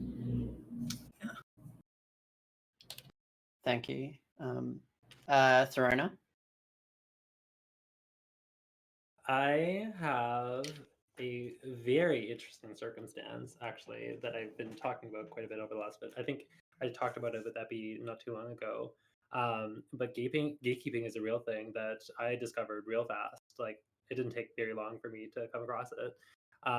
When I decided that I just, put myself out there in terms of like dating or whatever, even just being on like the queer apps and all that stuff. I had a trans person specifically approach me saying, "Hey, I want to be friends," and I was like, "Amazing! What an opportunity! Trans person, friends with a trans person, yeah, sign me up." And almost right from the get go, I could tell that there was something a little off, but I try to give people the benefit of the doubt. But um, she was very forward in terms of her transition, and like I think what I've noticed a lot of the time is that when trans person talks to trans person, there's always that preface of questions. Well, how long have you been trans? How long have you been doing hormones? Are you doing hormones? What surgeries have you done or want to do? I don't know why those are always questions, and I always kind of feel like if it's is that a safe question to be asking other trans people? Like, should you be asking? Is that okay to be asking? Should you reserve that and like let them tell you what they're comfortable with? And so with this trans person, my experience was like she had no problem. Like she showed me explicit photos of herself, just to be like, this is where I'm at. I've been on like hormones for this long, and it was just like very much like comparing herself to me and saying like it almost felt like because I've only been on hormones for 6 months. She was very much trying to invalidate me, and I specifically asked them like, "Are you trying to do like this weird like territorial like whatever you want to call it?" No, I want to be friends. And then I later found out that she had no intention of being friends with me and was actually trying to gatekeep me from the community and like the dating pool quite a bit. Because I found out a lot of shady stuff that she was doing and saying, and I actually had screenshots sent to me from other people of her calling me, and excuse me, I'm just gonna read it. A man with a beard, a tranny with a beard, and just stuff like that, or somebody who doesn't even bother putting effort into the way they look and stuff like that. And so this person presented themselves as wanting to be friends with me, but very much had no intention. It was completely going behind my back saying other things. And that for me, as a person who just came out as trans, puts me so far on the edge of like, I can't trust trans people. And I don't say that in a sense because like I have never come across that with people on Twitch. So like anybody in this chat, anybody in the Twitch chat, I surprisingly almost feel like there's a difference between like real life people in my community, like my immediate community, versus online. Anybody who's online, there is no sense of threat, I find, versus people in your local community. There is a sense of threat / like gatekeeping and stuff like that, which I find very, very interesting. And it made me sad because like I actually had another trans person reach out to me like, "Hey, you look new here. Do you want to be friends?" I immediately said no. I was just too jaded from my first experience. So I was like, I'm not even going to put myself out there for that. I'm not going to allow myself to be vulnerable for that. So, I mean, I don't know why there's a sense of like territorialness, gatekeeping, trying to put other people's down for where they're at in their transition and what they've done or what they will do or won't do. It's something I'm still trying to grasp, honestly. And I find I relate a lot better with the people online that I found on Twitch and stuff, and the people on our team, and just like that kind of stuff. So that has been quite a step hold for me, where like a light at the end of the tunnel. But I'm still trying to wrap my head around meeting trans people in real life because like my first experience with that was just horrendous. Well, yeah, I suppose like if you're a toxic person, like being trans doesn't like magically make that make that stuff disappear. Yeah, I'm sorry to hear that. Yeah.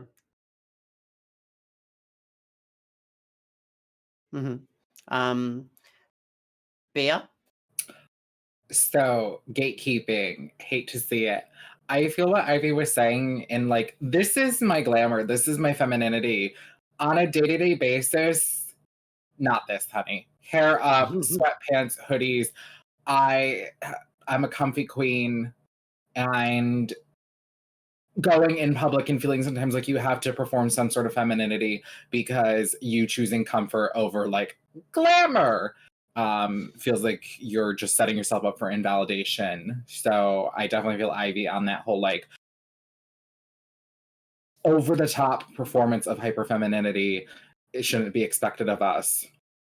As far as like the gatekeeping aspects, I didn't start medically transitioning until a year ago. I always thought medical transition wasn't for me, estrogen wasn't for me, but the more I thought about it and the more I weighed through the options and talked to the few people that I had run into who would talk about things with me, the more I became open to it and was like, I'll try it. If it's not for me, like it's not the end of the world. So I'm on a very low dose of estrogen, and I tried upping my dose. It's not for me. It makes me feel like garbage. So I've definitely been gatekept in the past about not being on estrogen and then not being on the highest dose of estrogen and wearing makeup every day. But also, I've been gatekept in my transness in the sense that I came up in the gay scene and I was socialized as a gay man for a very long time. And a lot of my mannerisms come from my drag and like queening out, as some people would say. And I find often I don't always connect with trans women outside of like the drag scene because they perform a very different style of femininity than I do. And I've had several instances and run-ins where trans women that weren't involved in like the queer scene gate-capped me saying, stop acting like a gay guy. I'm like, absolutely not. I will not stop acting like a gay guy. I'm not acting like a gay guy. I'm acting like myself. This is my personality. This is the way I come off. I'm not going to sit here and I understand this works for some people, but like, I don't care. I'm not going to water myself down or perform some sort of idea of what everyone else expects gender to be. Everyone, especially in dating and sexually, a lot of people like to put trans women in a box, and it's so tiring. It's so tiring. No woman is the same as another woman, and to see it within our own community, it's like, come on, we already have been so boxed in and gate-capped this entire time. Is it really necessary to do it to each other? Yeah, right. Yeah, it's like exhausting, huh? Exhausting. Epi? Oh, are you muted, Epi? Sorry. I think that it is very, very obvious that I have experienced some gatekeeping in my time being out as trans because I do not choose to shave my beard. I've tried to shave my beard several times, and it was actually like very damaging and dysphoric for me to do so because my beard doesn't give me dysphoria because I feel like there's a lot of unpacking that everyone has to do with what you think a woman is or should be. And or like literally like passing culture just needs to die. Like it's over. Like it's not something that is, we have grown past the need for passing culture. If your womanhood is like feeling very how you feel as a woman or what society deems as a woman or whatever, you're valid in that. If my femininity is that I want to wear a sundress, sandals, and have a beard, like respect that too, and like learn to love that too. Because I am beautiful. I'm a beautiful woman, and it's taken me a long time to get here, but I am here. And there's loads of women who look like me, not even trans women, but just women who look like me, who are also beautiful. And I find myself very wary whenever I'm first meeting other trans women, because I have been called like a trans trender or whatever, like so many times. And it sucks because it's like the call is coming from inside of the house. Like it's so shitty when it's another trans woman. And like I'm very, very thankful that I started on Twitch because I have met some of the most incredible trans streamers, but even like something that has been so validating to me is cultivating a community. Prior to Twitch, I had a small group in the Pacific Northwest, and who actually see me as a woman, and I will say that I can tell the difference between someone using my pronouns because they're like, oh, that's a man who uses she her pronouns, and someone who uses my pronouns and sees me as a woman. And I think that I can everyone can agree when you can tell when someone's using your pronouns because it's like, oh, those are my pronouns, instead of, oh, I'm a trans woman and this is just me. It's like a sixth sense, I feel like, for trans folks. And the community that I have on Twitch, like, oh my god, my little scene kids, they gas me up so hard. Like, I don't think I've joined Twitch last year and I haven't felt like not a woman like ever. You know what I mean?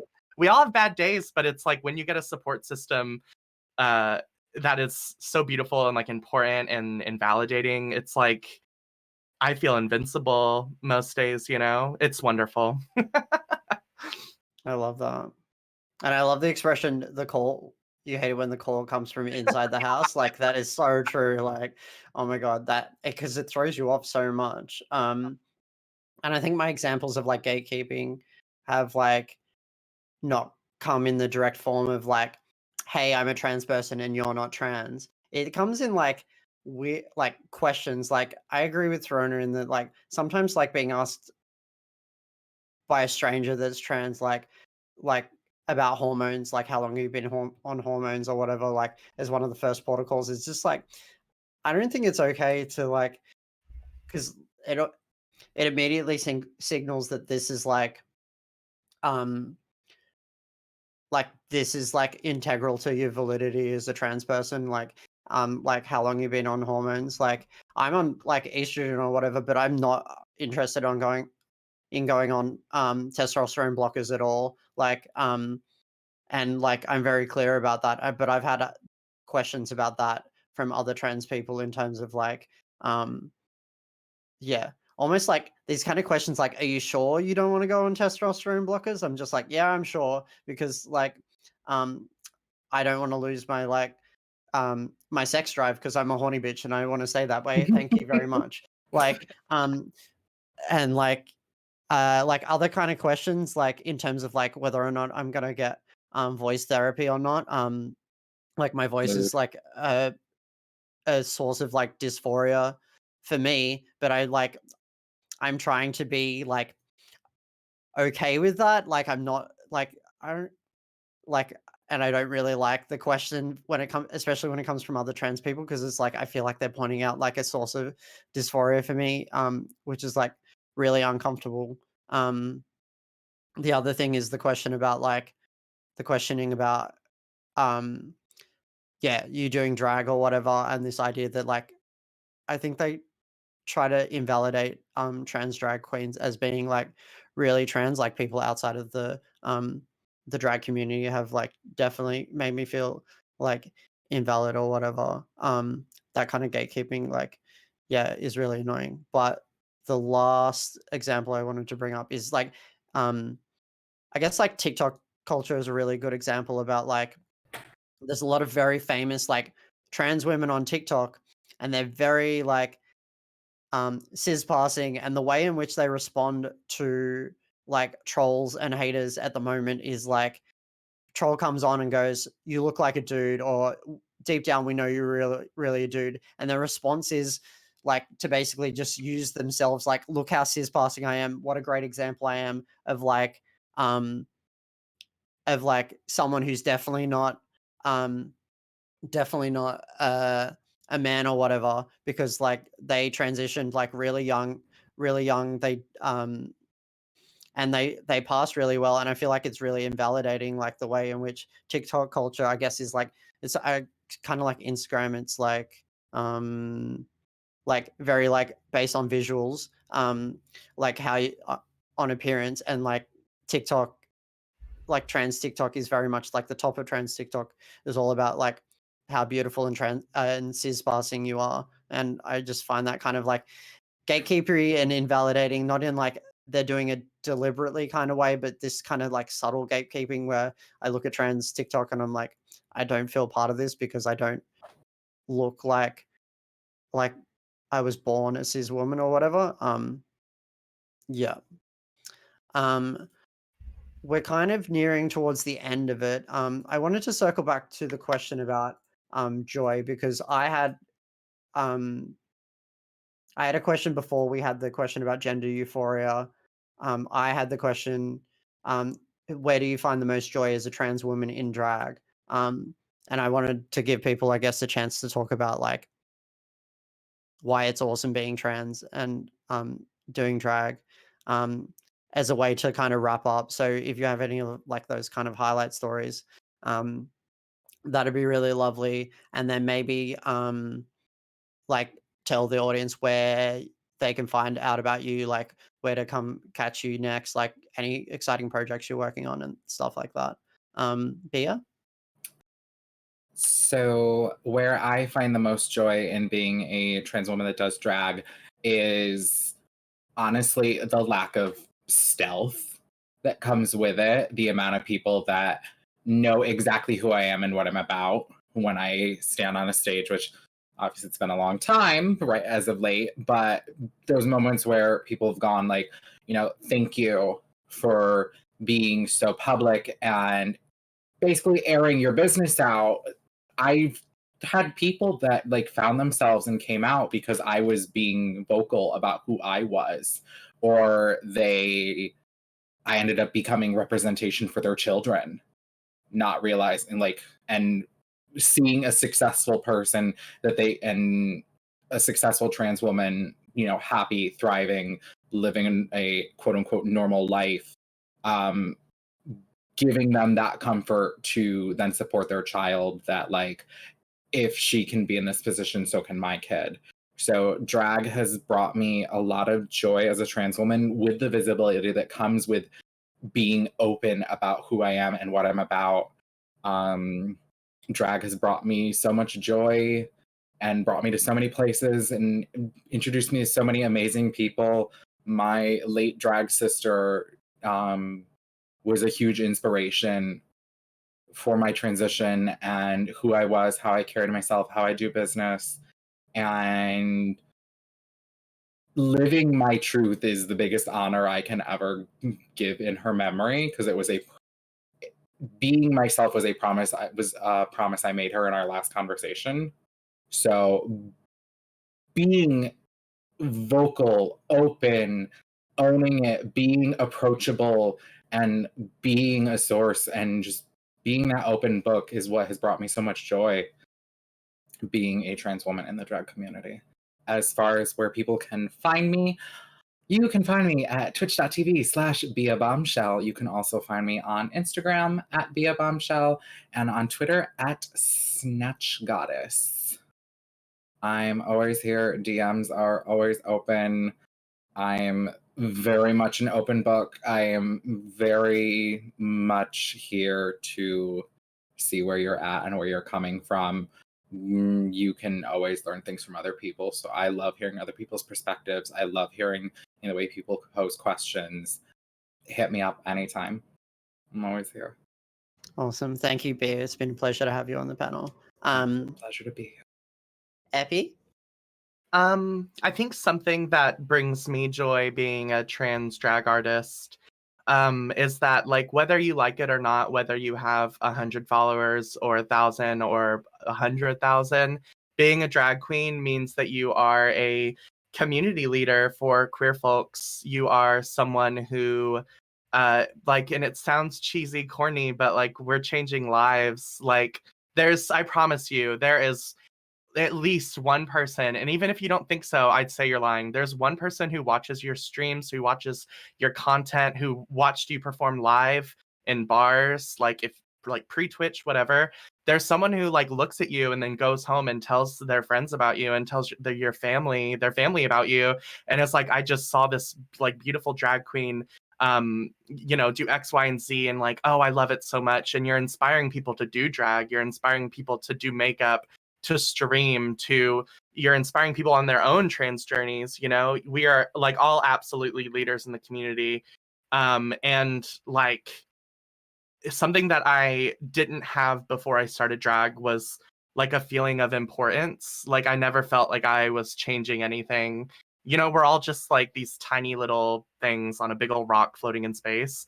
But like in the queer community, we are changing lives every single day that we get into drag, put a wig on, do whatever, press the start streaming button. We're changing people's lives. And I've never felt more powerful in my life since I started Twitch. I felt it before on stage, but like this avenue, like I have people who stay up till 3 a.m. to hang out with me on community nights, which I think is so wild. I can barely stay up past 10 p.m. Like, what the fuck are y'all doing? Like, you want to play Mario Kart till 3 a.m. It blows my mind. Something that like a couple members of my community have told me recently is like Epi, I was talking to my therapist about you and like blah blah blah, and I'm just like, me?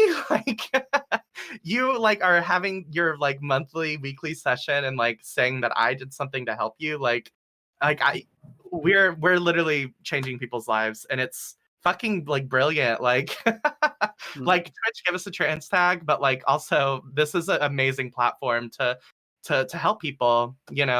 And as far as where you can find me, I am twitch.tv/epi_scene, epi_scene on everything.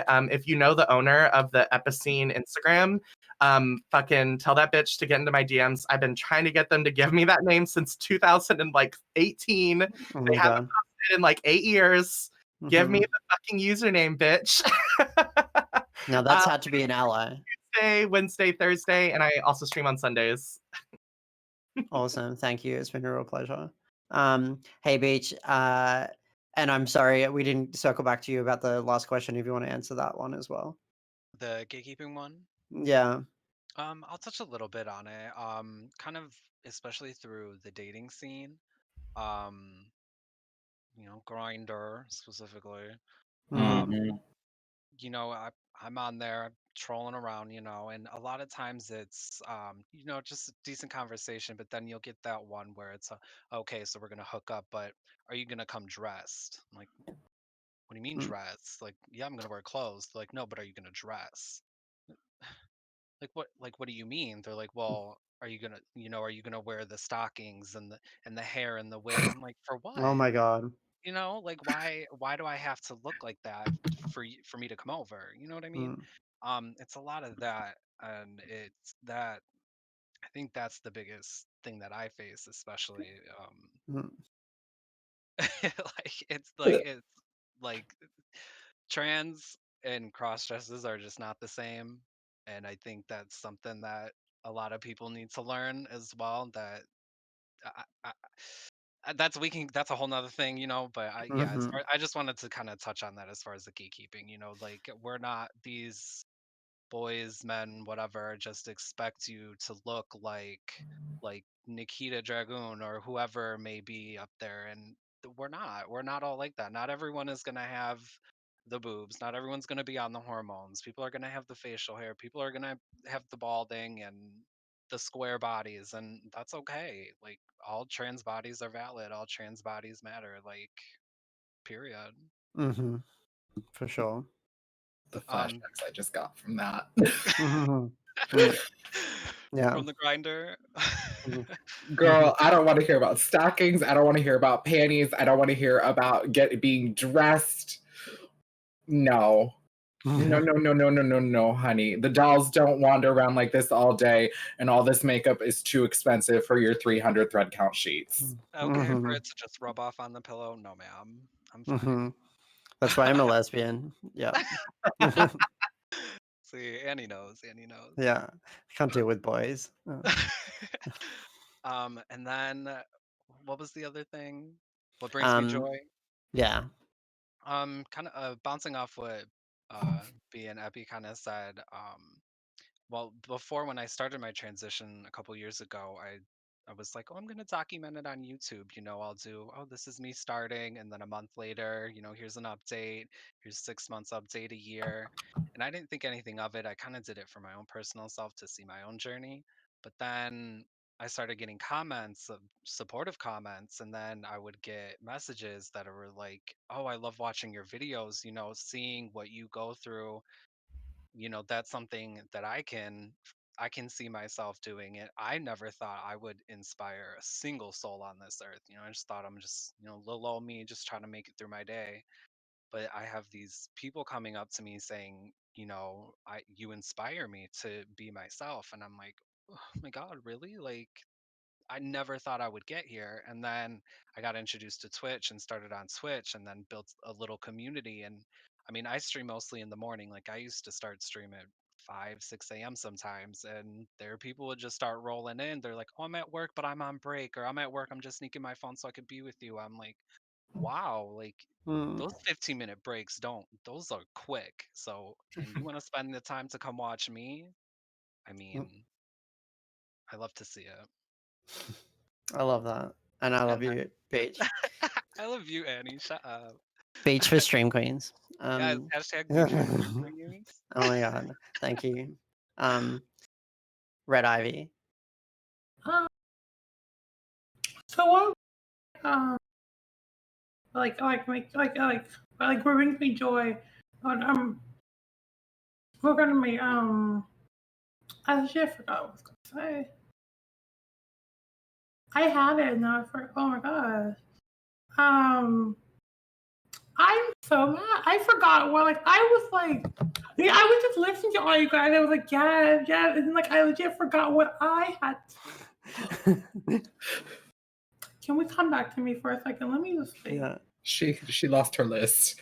Okay. Did I interrupt you, Beach? Were you not done talking? For what? I thought I skipped ahead of you. But Oh, it's okay. I didn't plug myself. Am I supposed to Yeah, plug yeah, myself? that. Oh, Yeah. okay. Well, you can find me here on twitch.tv/heybeach with 2 Y's. You can find me also on Twitter and Instagram with the exact same name. I stream. I don't have a set schedule. I'm trying to figure that out. And there is also a show coming up that myself and Deathlight TV are hosting on April 11th. It is going to be for my birthday bash. Mhm. There's going to be lots of amazing artists performing, so cannot wait. Annie. Yeah. I can't wait for that. Yeah, you might see a little number from me. Might see a little crevice in there. Yeah, just a little one. Yeah. Red Ivy, are you ready? Yeah, I remember what I was gonna say. So what brings me joy when it comes to my dragon trances is that with during my drag I like that I'm able to express my femininity without having to commit to the act to the idea of me being like feminine. Like I said this multiple times throughout this panel about how like I don't necessarily always conform to femininity like 24/7. But I like that's what really makes me happy about my drag is that I am able to express that feminine side of me without having to without finding the need to have to express it to my in my day to day. Like I can express it through my drag through Twitch. So that's what I really love about my drag when it comes to me being trans. And where can we find you? Yeah. You can find me here on twitch.tv/redivy, and that's Red Ivy with 2 Y's. Always remember the second Y. And you can find me on Instagram and Twitter at it's Queen Ivy, but instead of E's or X's. But yeah, right in. Thank you. It's been a pleasure to have you on the panel. And Therona? The question is like, what brings me joy in drag and being trans? Mm-hmm. Okay. Well, I mean, because I do disassociate both of them very much. I only just started recently kind of streaming outside of drag more comfortably. And it's been very well received by my community, which is really nice. It brings me lots of joy. The transition in and of itself of, always holding myself to a standard of I'm a drag streamer. So I never felt I was capable of streaming outside of drag, um, like when I first started up until when I started transitioning. Um, and even then, I think there was a bit of dysphoria of just seeing myself as a boy on camera, and I just hated it. Mhm. And it was just like it brought me so much displeasure. But now I actually do actively stream outside of drag, and I do maybe 1 or 2 drag streams a week, depending. Um, Over the last few months, though, it's been a little dead air. I've been trying to adjust it to a new full time job as well as transitioning. Lots of physical changes, so lots of fatigue and tired accompanied with Mhm. that. But I'm jumping back on the wagon. And so the month of April actually marks my 2 years anniversary of streaming, which I'm really excited about. And yeah, I'm just really excited to have 2 different separate aspects of my stream personality being able to tap into that every now and then. Yeah, and I mean, like, I'm found pretty much anywhere and everywhere as Throwing a Shade. You can Google me. You can even see some of the past charities I've done or events, cool things like that, local things. But on Twitter, Instagram, TikTok, Twitch, Throwing a Shade, across the board. The one and only. Awesome. Thank you so much. Yeah, I'm really proud of you. Wait, I got to answer my own question, right? The thing that brings me the most joy doing trans and drag, I want to bring it back to a specific moment that I did, that I still remember. It's about a year ago. It was on International Women's Day. I did a drag show in Melbourne. It was like an open stage drag show for International Women's Day, and I did "This Is Me" by Kesha. I really wanted to do it, and I had like a reveal planned. It was basically like a coming out to the drag scene, um, mixed with like doing a kick-ass performance. I really like that song. I ripped out the trans flag from like within my little boob crevice. Like I pulled it out, and like to that day, to this day, I still think about like that specific moment, like the absolute like thunder in my chest when I like pulled out the flag, and like the whole crowd just like lost their shit, and I was waving around, like I almost broke down in tears like after I got off stage or whatever. Like I think about that moment all of the time, that little moment of where I was like, I felt such a rush about being like so unashamedly trans on a stage in front of people. Um, and that still brings me joy. Like hearing that, whenever I hear that song, I think of that specific moment where I kind of came out to people. Yeah, it's really special to me. So those kind of moments I really hold on to bring me joy. And you can find me on Annie Crevice, at Annie Crevice. That's with a K, no spaces. I'm on Twitch, TikTok, Instagram, Twitter. Um, and if you're in Melbourne, you can catch me live at a couple of shows. I'm like performing a little bit live again, which is really exciting. But please go follow and support all of these amazing streamers. There's also a bunch of trans drag queens that we could have had on this panel that we want to acknowledge as well. Please go out, like support drag streamers, support trans streamers, support women in general. Yeah, go chuck them a follow, like lurk in their streams, sub if you can, like all of that. Like go to our shows, like do all of that. Which brings me to the end of like this panel, and I want to thank like all of our panels for being here. I'm like really proud of you all. I love you all.